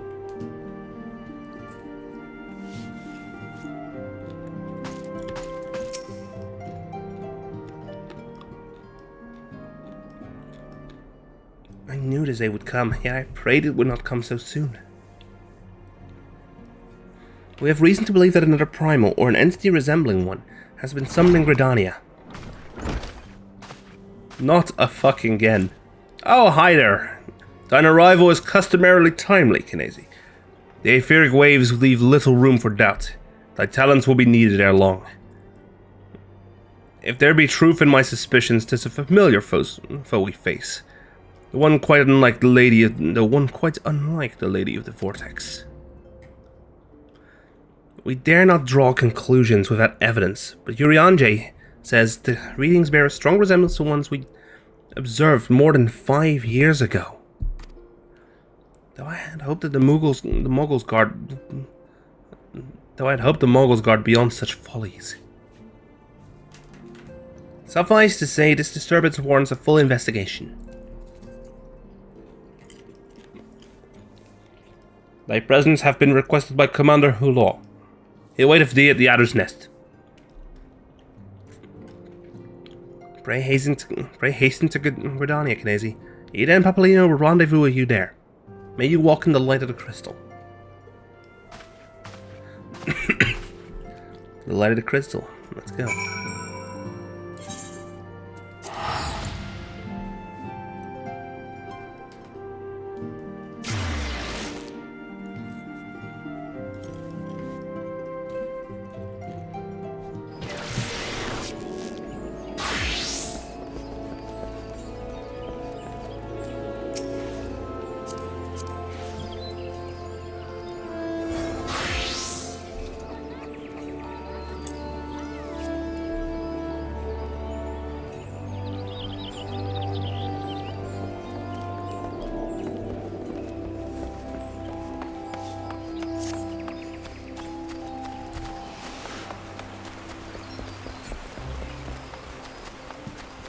Let's see, does the command still work?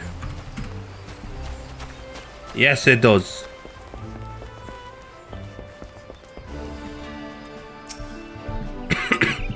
Pleasure to see you as always, Corporal Liatchis. Thank you for coming so swiftly.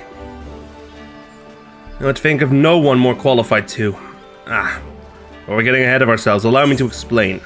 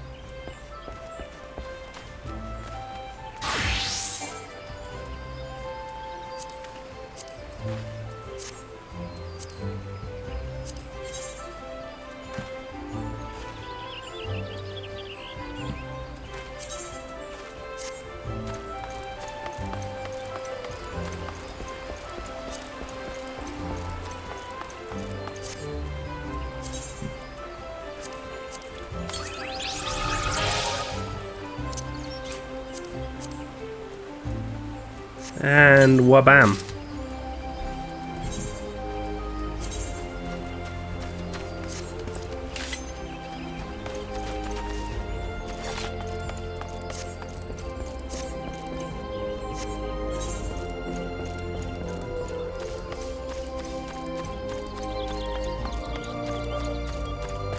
Hail to the king, Kupo.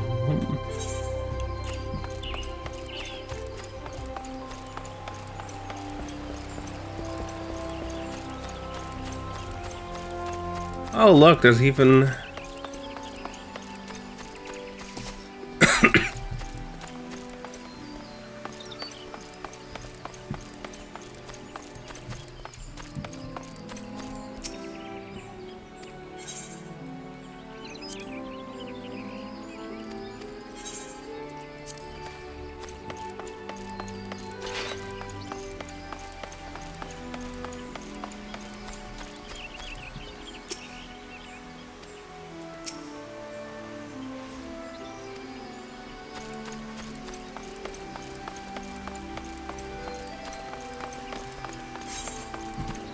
Let's see. We swing a left here. A little more and then straight on.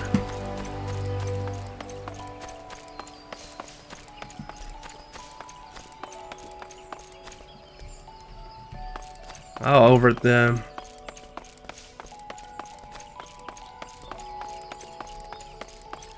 Oh yeah, I should have just taken the Conjurer's Guild.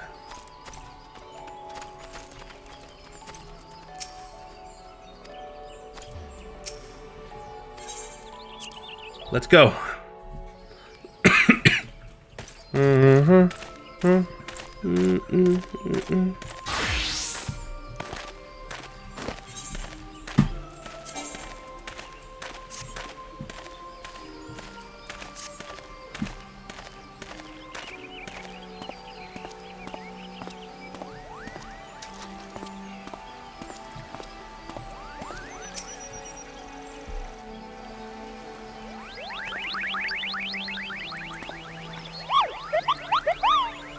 Please, you have to stop them, but you mustn't kill them. They're not bad Muggles, Kupo.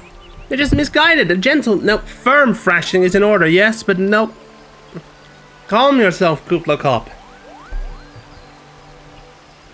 Can't you see that he hasn't the faintest idea what you're talking about? Be quiet this instant. Pray forgive his witness outburst, sister. Most grateful that you have... I'm grateful that I am that you've come. As he ended upon such short notice. That truly, Gridania could not wish for a more soured ally.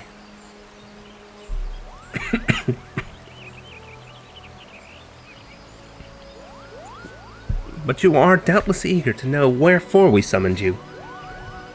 Our friend Kubla Kop has brought us news of a most unsettling development. It would seem that good King Mogulmog the 12th has returned to Eorzea. Curious thing to hear, I know. Truth to tell, I cannot say for sure if he is a genuine figure from history or some manifestation of Mughal mythology. Kuplo here said he would have me believe the former. Once upon a time, we Mughals served the gods in the heavens. It was quite nice up there, unspeakably beautiful, unimaginably spacious, and with a literally endless supply of wine, Kupo. In spite of this, or possibly because of that last part, the gods eventually became discontent and started squabbling, which made life jolly difficult for the poor Mughals.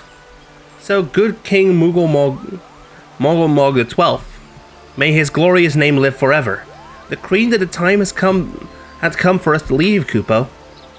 The realm of man would suffice, he said, so all Mughals should live there instead. Unfortunately, the two realms are so far apart that we couldn't safely fly down. But good King Mogulmog the 12th, may his miraculous foresight ever be praised, knew exactly what to do, Kupo. He had a rope, you see, the longest one ever woven. This he nobly held while his subjects climbed all the way down to the world below. And that's how we Mughals came to this land, Kupo. All of us except good King Mogulmog the 12th, may his courageous sacrifice never be forgotten. He alone would remain in the heavens so that Mughal kind might at last know peace. Except that he has not remained in the heavens, from what I understand. That being your reason for contacting us, yes? I bet he tied the rope to something. Good thinking. Remind me again what the problem was with him returning to Eorzea? The problem, Mita, lies in the fact that he was summoned. It's our belief that good King Mogulmog the 12th is a myth made manifest via means akin to those employed by the beast tribes in the summoning of their gods. Wait, you're saying a handful of Mughals with a boatload of crystals wished really, really hard, and he just sort of appeared? Would it even work? From what I cannot fathom is why they would even try. With Garuda humbled and the ultimate weapon destroyed, what new threat could have prompted them to take so drastic a measure? Might that not be in itself be the answer? Twice in the last half-decade, Eorzea has been brought into the very brink of destruction. only to be spared in the last by the heroics of a chosen few.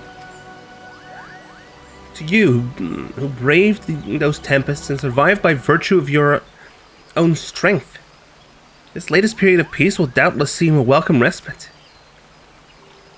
But to those who had not the power to defend themselves, who were spared only by another's grace, this is merely the calm before the storm. I think the Moggles Guard are afraid of what tomorrow will bring, and that things may not end so well as they did yesterday. And that fear has driven them to call upon a greater power, one they believe can be relied upon to protect their loved ones and their homes that come what may. I assure you, the Moggles Guard only want to protect the forest from outsiders. But ever since the return of good King Moggle Mog XII, may his boundless grace fill our hearts with love. They've started to get a little carried away, Kupo. Verging on a lot, in fact. Like the Sylphs who summoned Ramu, you mean? We cannot discount the possibility that this entity is influencing the Muggles in a manner similar to that of a primal. We share the same concern. Whoever or whatever the king may be, it's our belief that he poses a threat to not only to Moogle kind, but to Gridania as a whole. Thus do we beseech you, Kinesi, confront good King Moggle Mog XII, and drive him from our midst.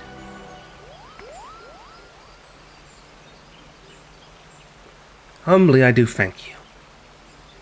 Actually, I'm gonna go ahead and pin this message. No, 5 minutes.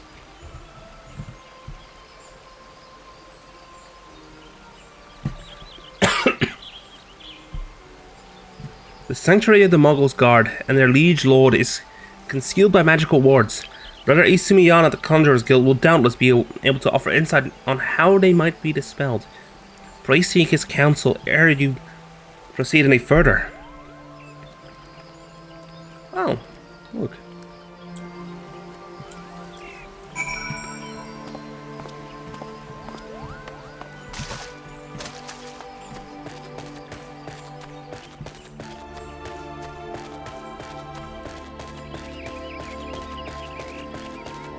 Nofika's altar.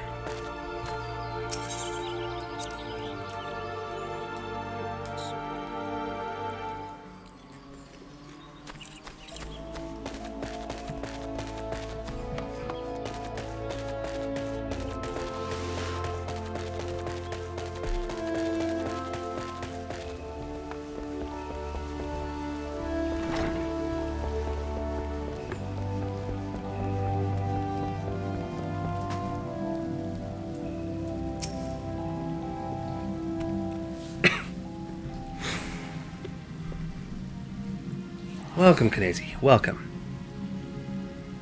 That you should be the one to face good King Moggle Mog XII is of great comfort, to me and to the elementals both.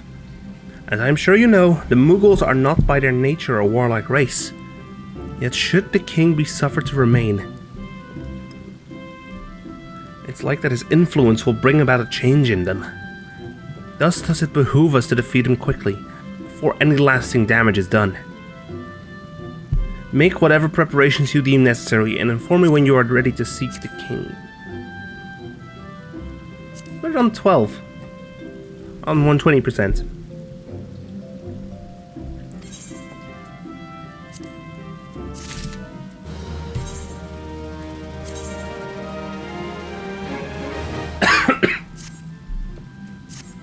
Boom. You have selected Regicide.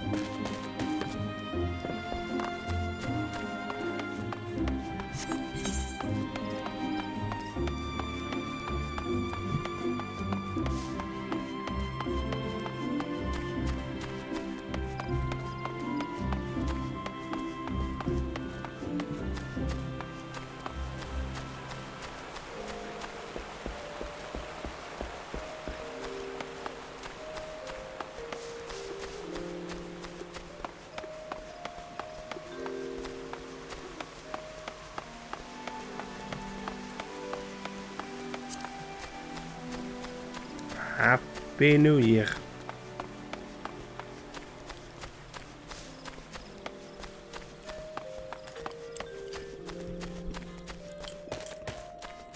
Is it just me, or am I noticing some artifacting on the...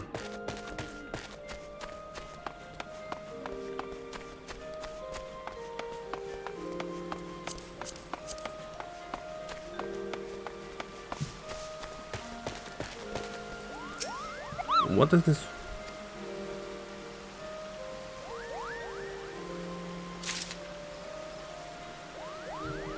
Hmm? Oh! Another one.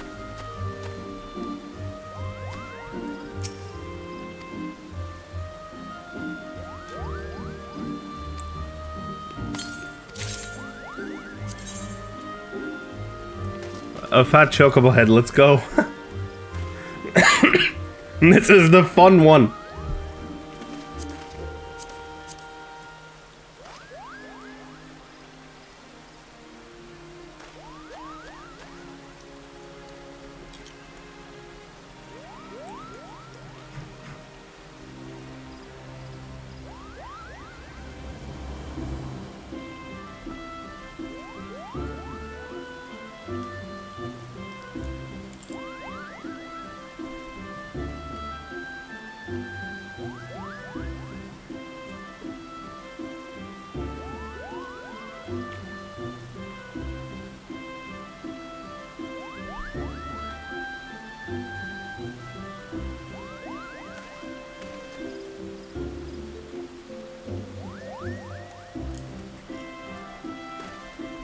See, flares.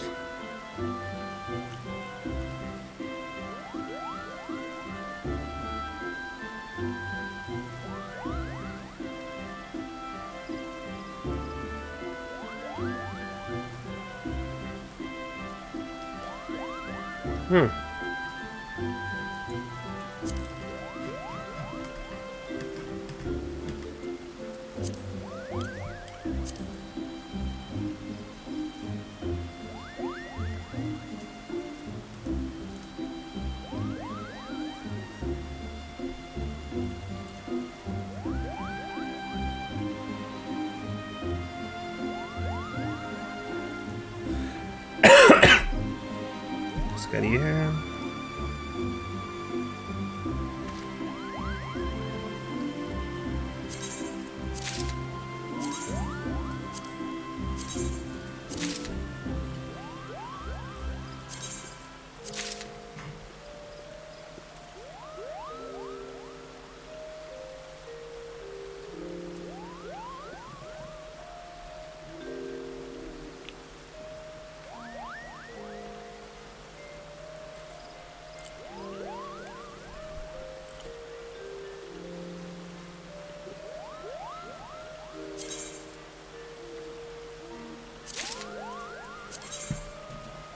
There we go, got some stuff.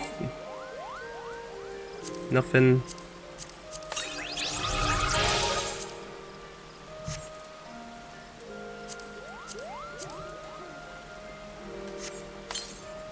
Oh look, now I have this.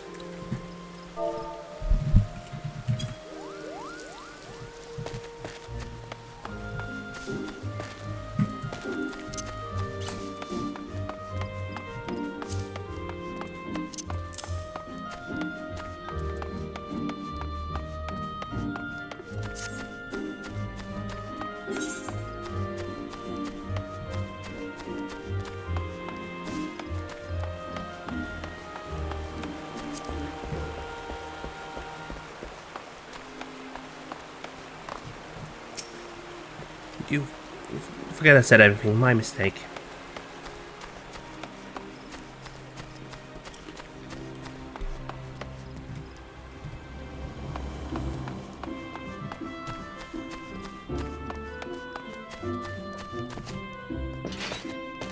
There's Kuplo Cop. It's time to kill a king. So how will you do it, Kupo? Oh, he told you about that.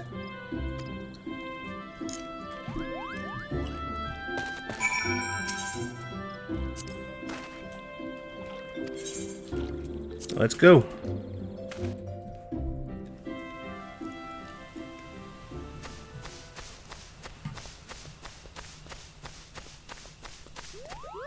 Oh, no, you don't. Don't you dare lie to me, Koopo. I know what you're planning, and I won't allow it. Open your eyes, Koopo. The king will never be satisfied, no matter how many crystals you bring him.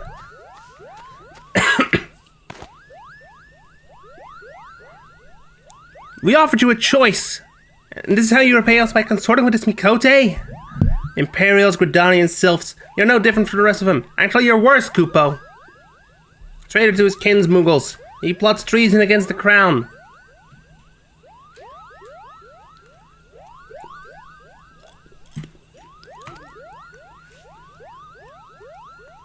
It's worse than we thought.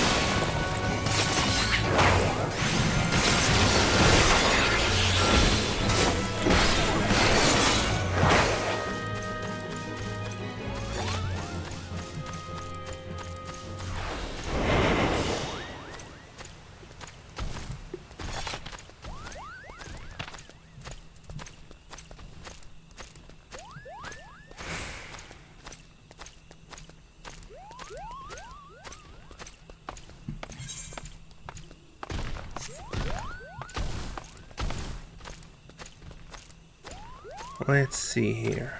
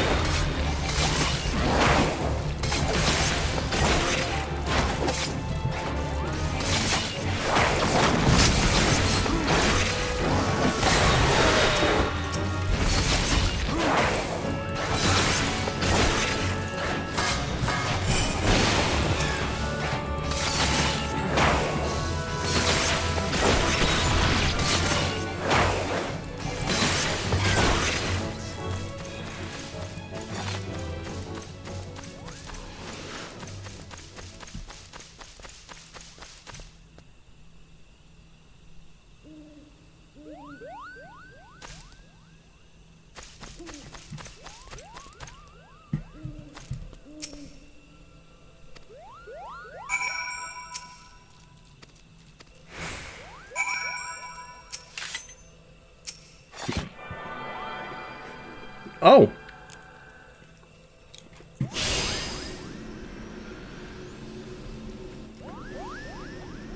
It does work like an aetheryte.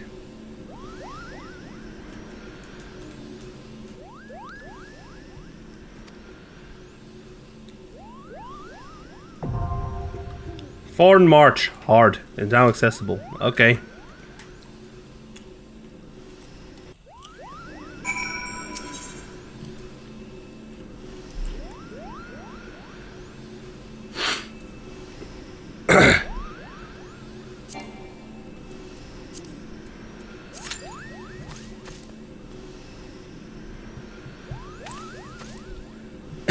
Great. We need to wait for we need to wait for the party.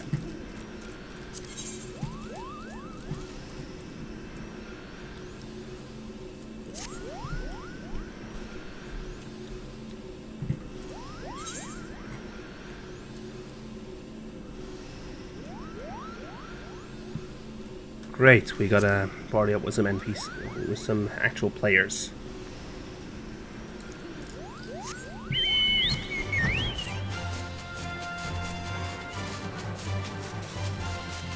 Which is a pain because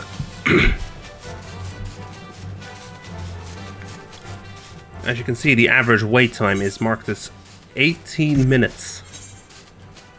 And I immediately fly into... Oh hell no, I am not doing it.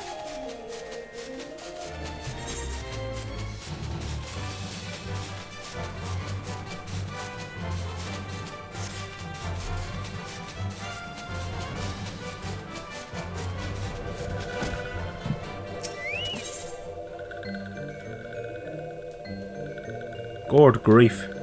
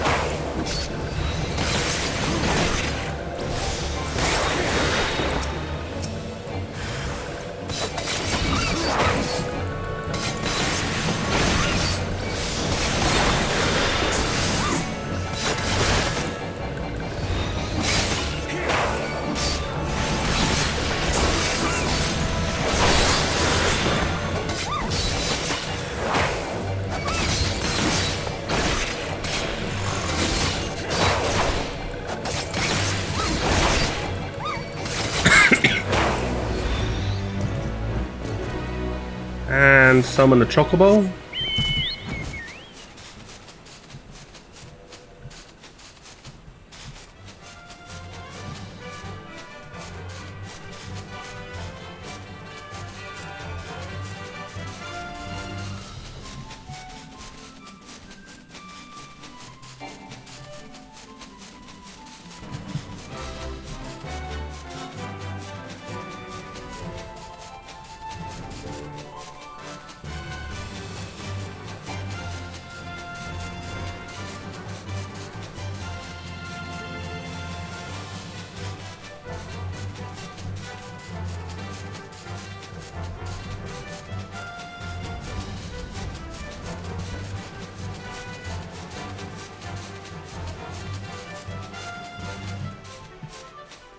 We are just waiting.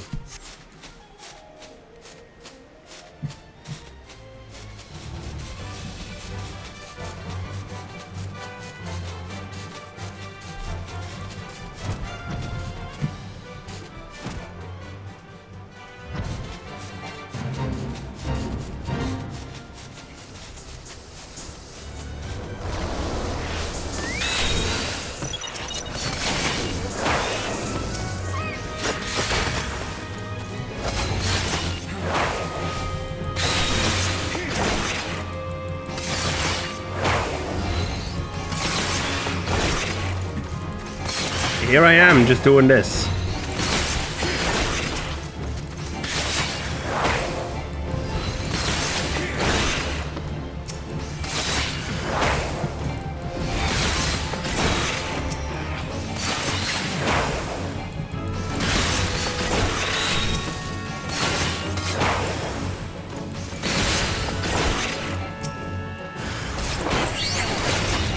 You're getting mugged, kid.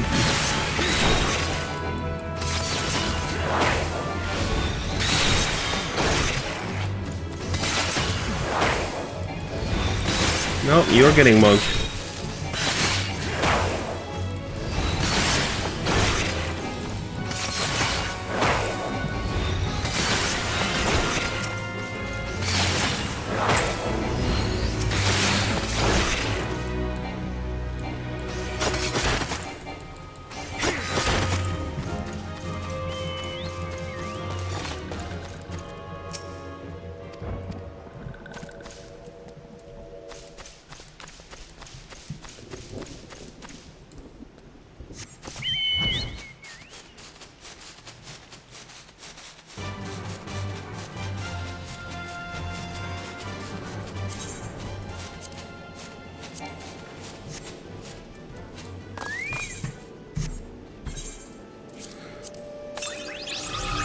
Wait, more minions.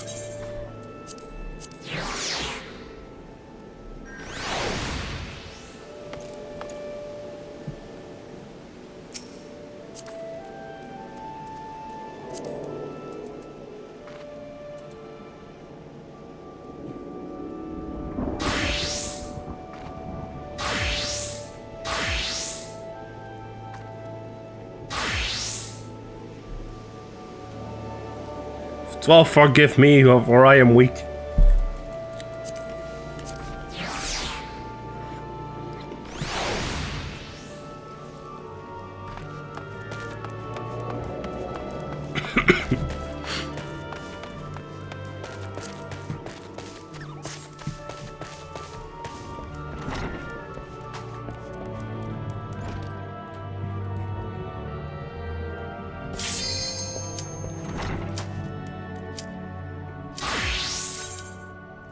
Here we go.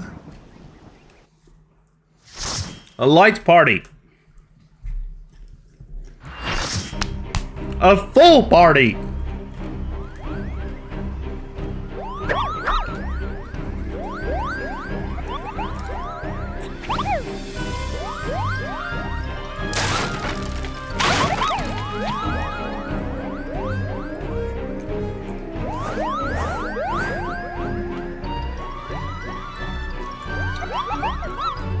Koopa, who won the 7 meddling adventurers, I'd wager.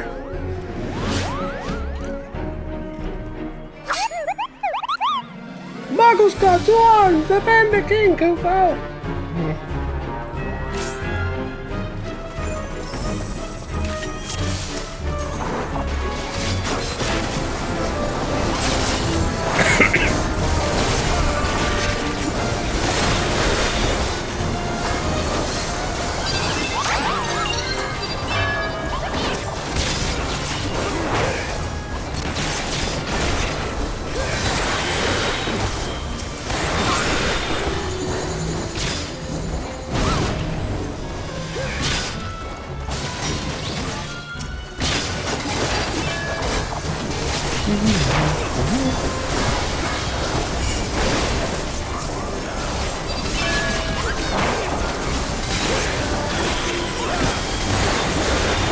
Look at us absolutely kicking ass.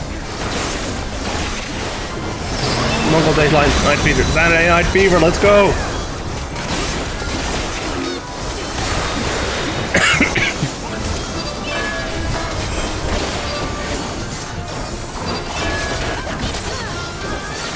My buckle the tail. The smithereens, Koopo.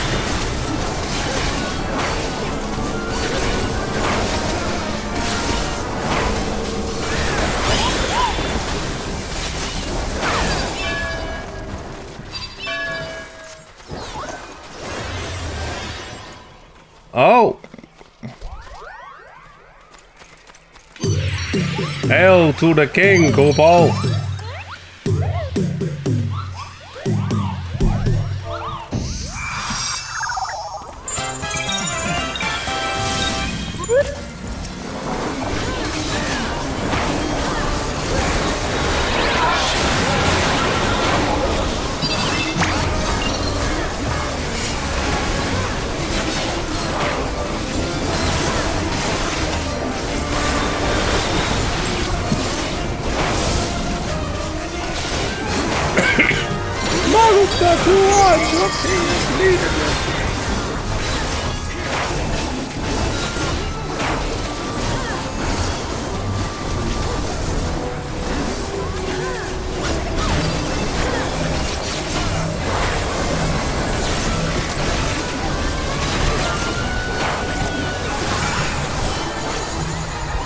Spread out!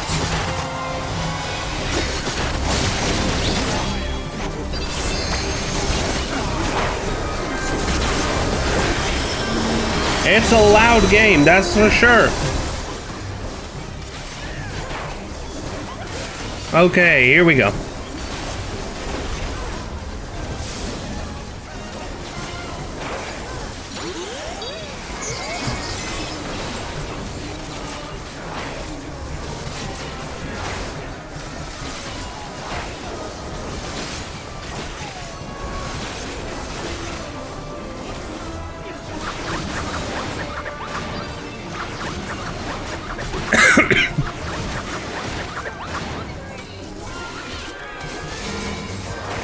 Grandpa Meteor!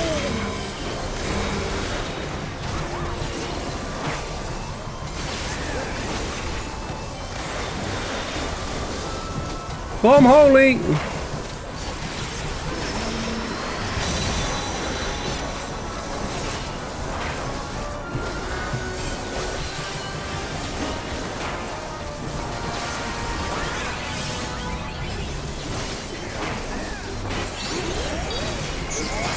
There we go. Dungeon Siege 2 complete.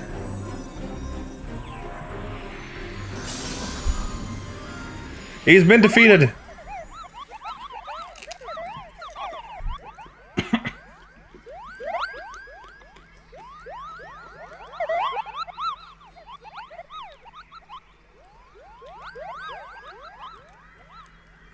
Oh. Hmm.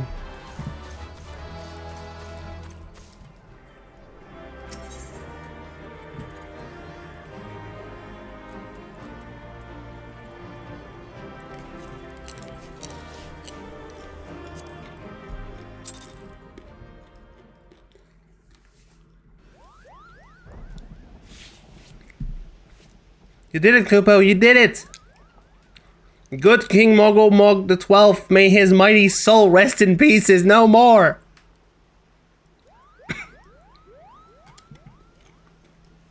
I shudder to think what might have happened to you had you not stopped the Muggles Guard when you did. Thank you, Knazy. Perhaps now they'll come to their senses and playing at fairy tales. Rest assured that the chieftain will have choice words for them too. You should go and tell Pugnipak that the king is no more, Kupo. She's with Rael at Camp Tranquil, and can relay the news to the chieftain. To Camp Tranquil, then.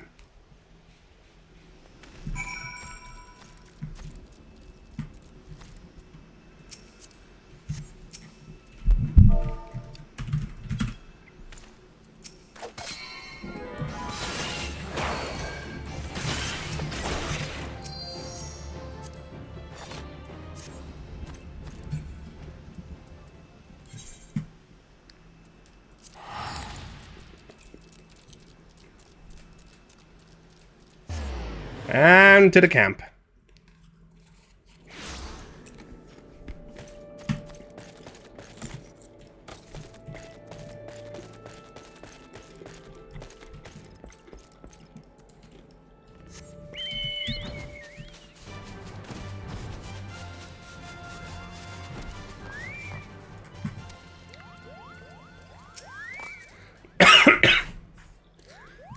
Do I believe my ears? Good King Mogul Mog the 12th, may his magnificent virtue serve serve as an example to us all, has fallen? All Moogle kind owes you a debt, Kupo. Oh, and since Ryo wishes to congratulate you as well, I shall let you two speak without fear of interruption. Your bravery in service to the 12 Wood Inner Moogles shall not be forgotten, Kinesi. My sister will doubtless wish to hear the tale of this great victory from the mouth of the man responsible. Pray return to the Lotus Stand and treat her to a full account of the day's events, while the details are yet fresh in your mind. Yes. Yes, Seatseer.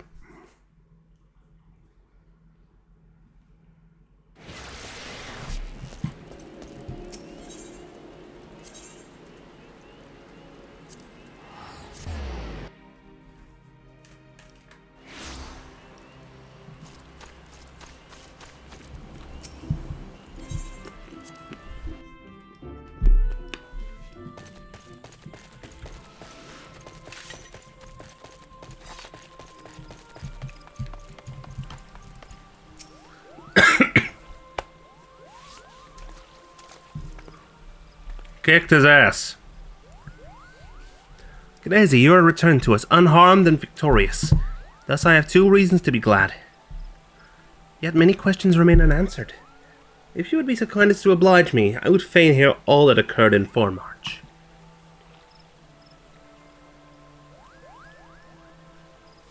And it is as we feared. The king really is a primal. But he really isn't, is he? I mean, the Moogles don't worship him. For one thing, he's not even a god to them. That doesn't sound like any primal I've ever heard of. Mayhap the fault lies with the definition. The fact that remains that through a combination of power contained in crystals and the force of their collective faith, the Moogles called forth a being that by rights should not exist. Moreover, when slain, said being left no corpse. The ether which comprised him instead being scattered to the 4 winds. According to the accepted definition, he may not be a primal, but the mode of his manifestation was in every respect the same. Which means... Ascians. The whole business reeks of their handiwork. Kupopo? They said it was a masked man who taught them how years ago, but Gridania has no shortage of masked men. And I never thought to question. Confound it all! How many more will they ensnare with their tainted gifts? Too many, I fear. So long as there are paragons to stir the embers, fools to build the pyre, and crystals to feed the flames, ever and again shall we suffer primal visitation. A somber thought, but a salutary one. My heartfelt thanks. Already, the information you have provided has proven invaluable. The Grand Serpent Marshal and I have much to discuss. I am tripping over my words. Oh, before you do, my lady, I was hoping we might finish discussing that other matter. The matter of which you speak has even now been settled. The Scions shall not want for support. We shall be glad to send additional supplies to Revenant's Toll. We knew we could count on you, my lady. While Ida and I remain to discuss the particulars of our arrangement with the Elder Seedseer, mayhap you return to the Waking Sands and apprise the antecedent of all that has transpired. Of course. Yes, boss. Egg.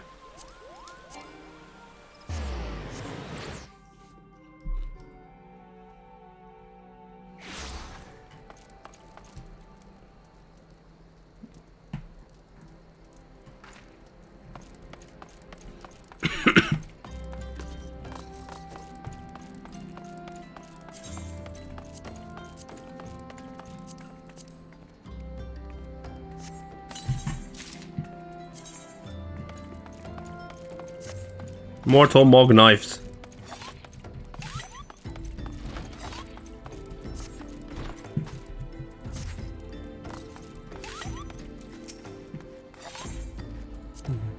I love the sound.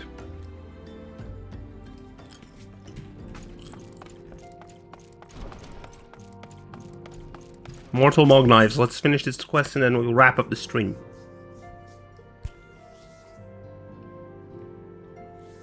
Then I will wrap up today's stream.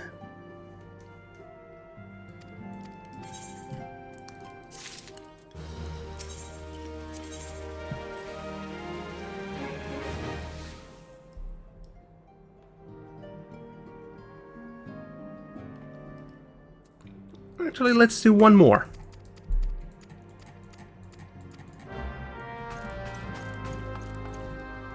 Let's have a chat with Urianje.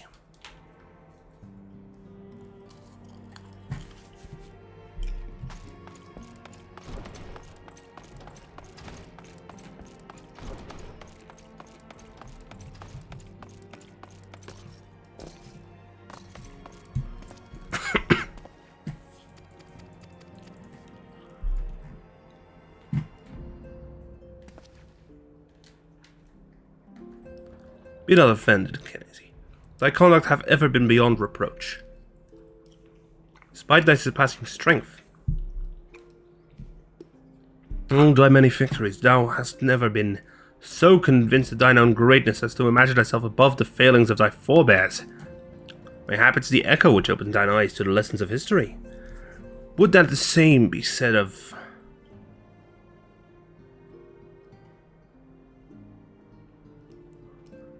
Ah! Whence came that cry? The soul of 12 forfend the antecedent!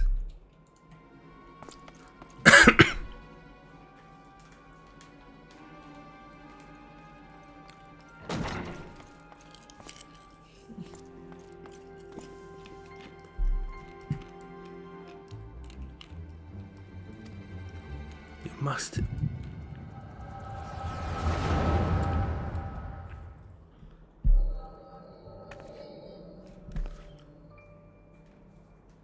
A chest.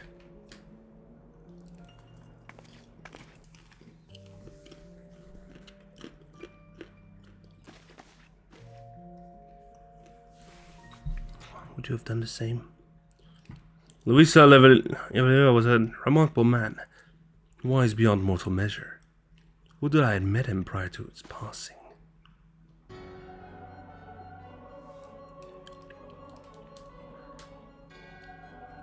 An Ascian here? How? How readily you see. You are indeed gifted, antecedent.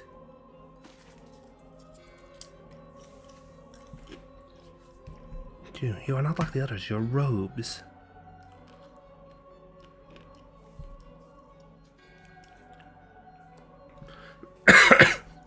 Gifted but ignorant. Yet I shall not judge you harshly. The fault lies with your forebears. It has been millennia. Mine are the robes of an emissary. Unlike he who came before, I have no quarrel with you. He who... You speak of La Habrea. La Habrea is a warrior. He fought, he fell.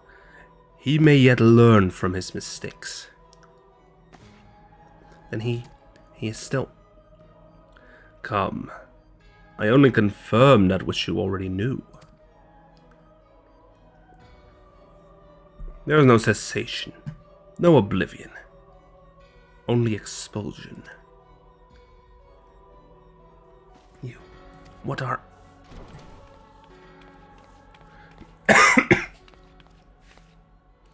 We're ready when you are, my lady, if there's nothing else. Is something the matter?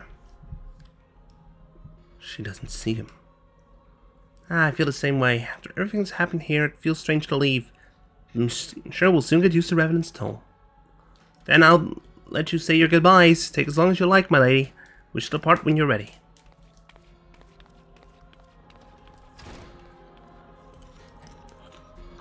It is only to be expected. She lacks the gift and the knowledge both. To her, we are indistinct. I do not understand.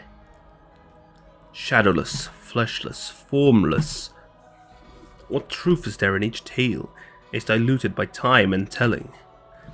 Knowledge dictates expectation, and expectation colors perception. Thus did she perceive naught. So it is with all but a chosen few. Even you, when young, could not yet see with eyes unclouded. You know nothing about me. Nothing! The gift grants you clarity, grants you focus. With it, you may in time come to see us as we are, rather than this crude approximation. La Brea did not think so highly of the Echo. La Brea is wrong about a great many things. The Echo is indeed a gift, albeit one you have yet to master. And if we did, there would be no strife between our peoples, for we would be of one mind. I leave as I came, in peace, antecedent. May we meet again as friends. Wait, stay where you are. No. Ah! And that's where we got that scream. Mayhap I was indelicate. 'Tis a mercy she shields her children from his grace with such resolve. It's also by her hand that you survived the Ardor, I wonder.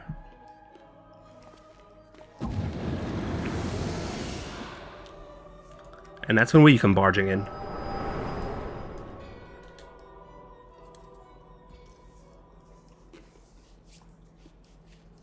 I take it there's no need to explain.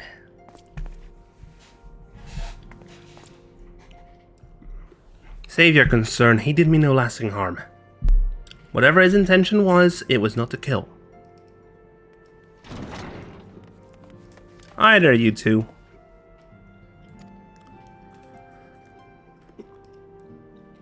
Fit you a flask of my special tonic. Urianjay, send word to the students of Baldessian. Tell them to scour the archives, the forbidden tomes in particular. If there's any reference to an Ascian robed in white, however oblique, I would know of it. An Ascian, my lady. Was that what gave you cause to cry out?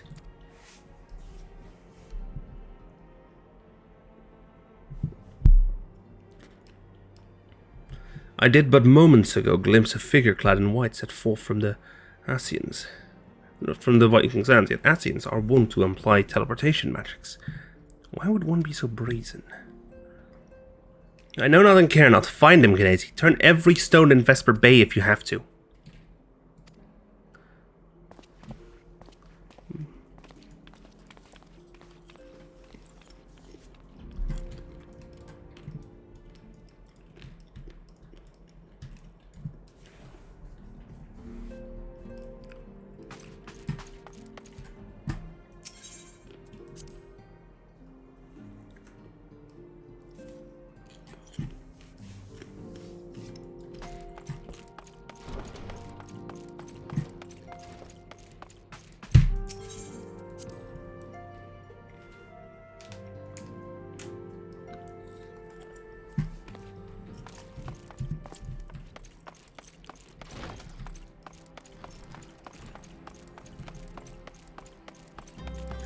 There.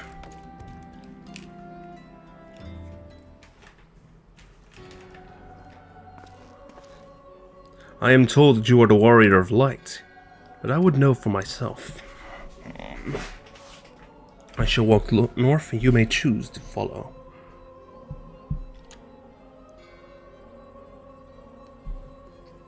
You know, however, that you will be waylaid if you do. You may even perish. Should you survive, we shall speak anon.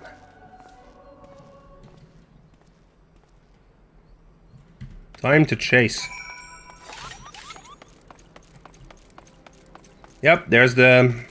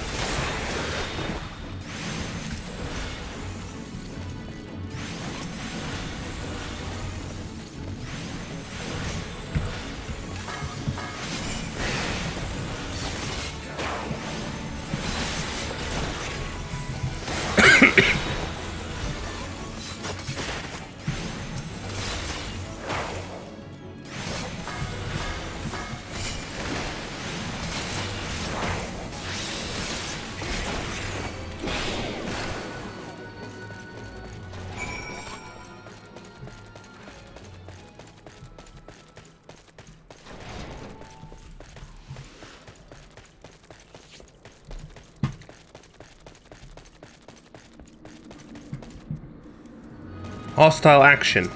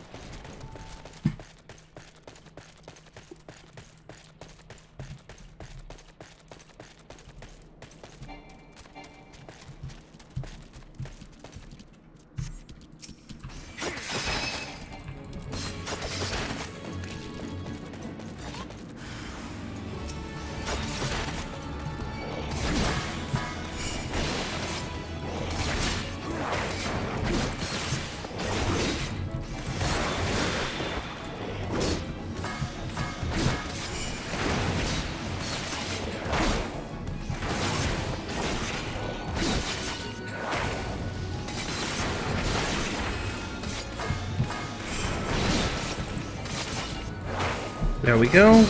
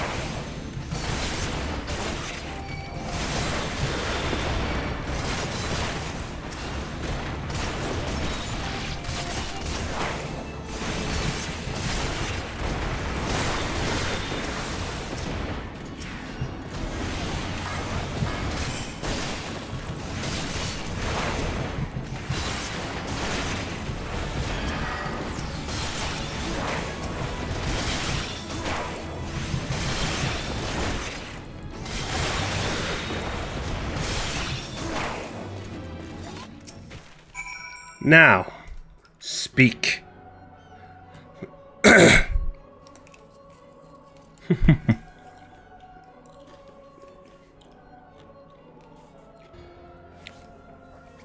Remarkable, truly remarkable. I thank you for granting me this indulgence. None save he who bested La Habrea could endure such an examination. Have the laws of man grown so twisted in the absence that it's now permitted to lay hands upon an emissary? I bore witness to my audience with the You bore witness to the audience of my antecedent, did you not? You know I acted only in self-defense.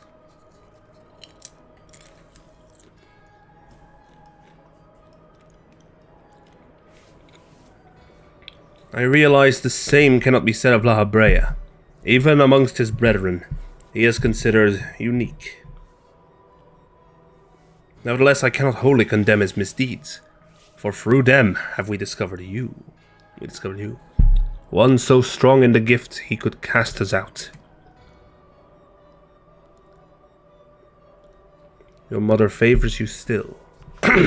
That much is plain. But surely you must feel it. Her influence wanes, her strength shall soon be spent.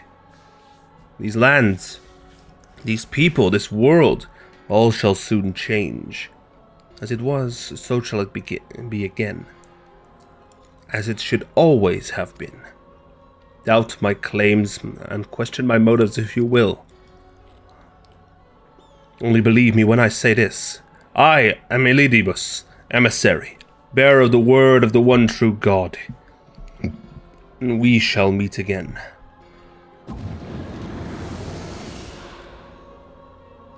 First up, who's...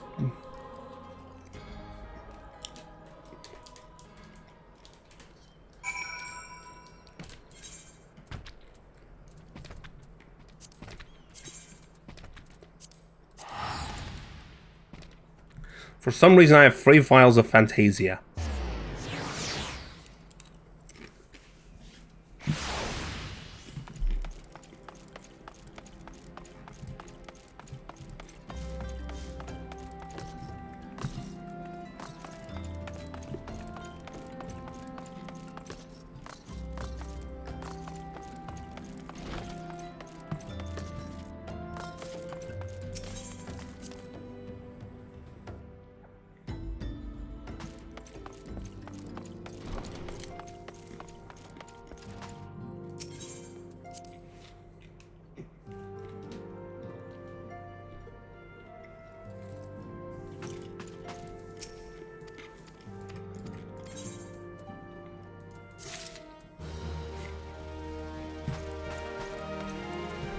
There we go.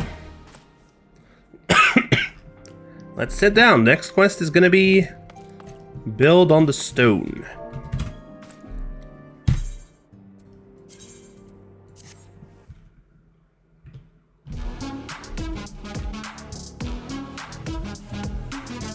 There we go.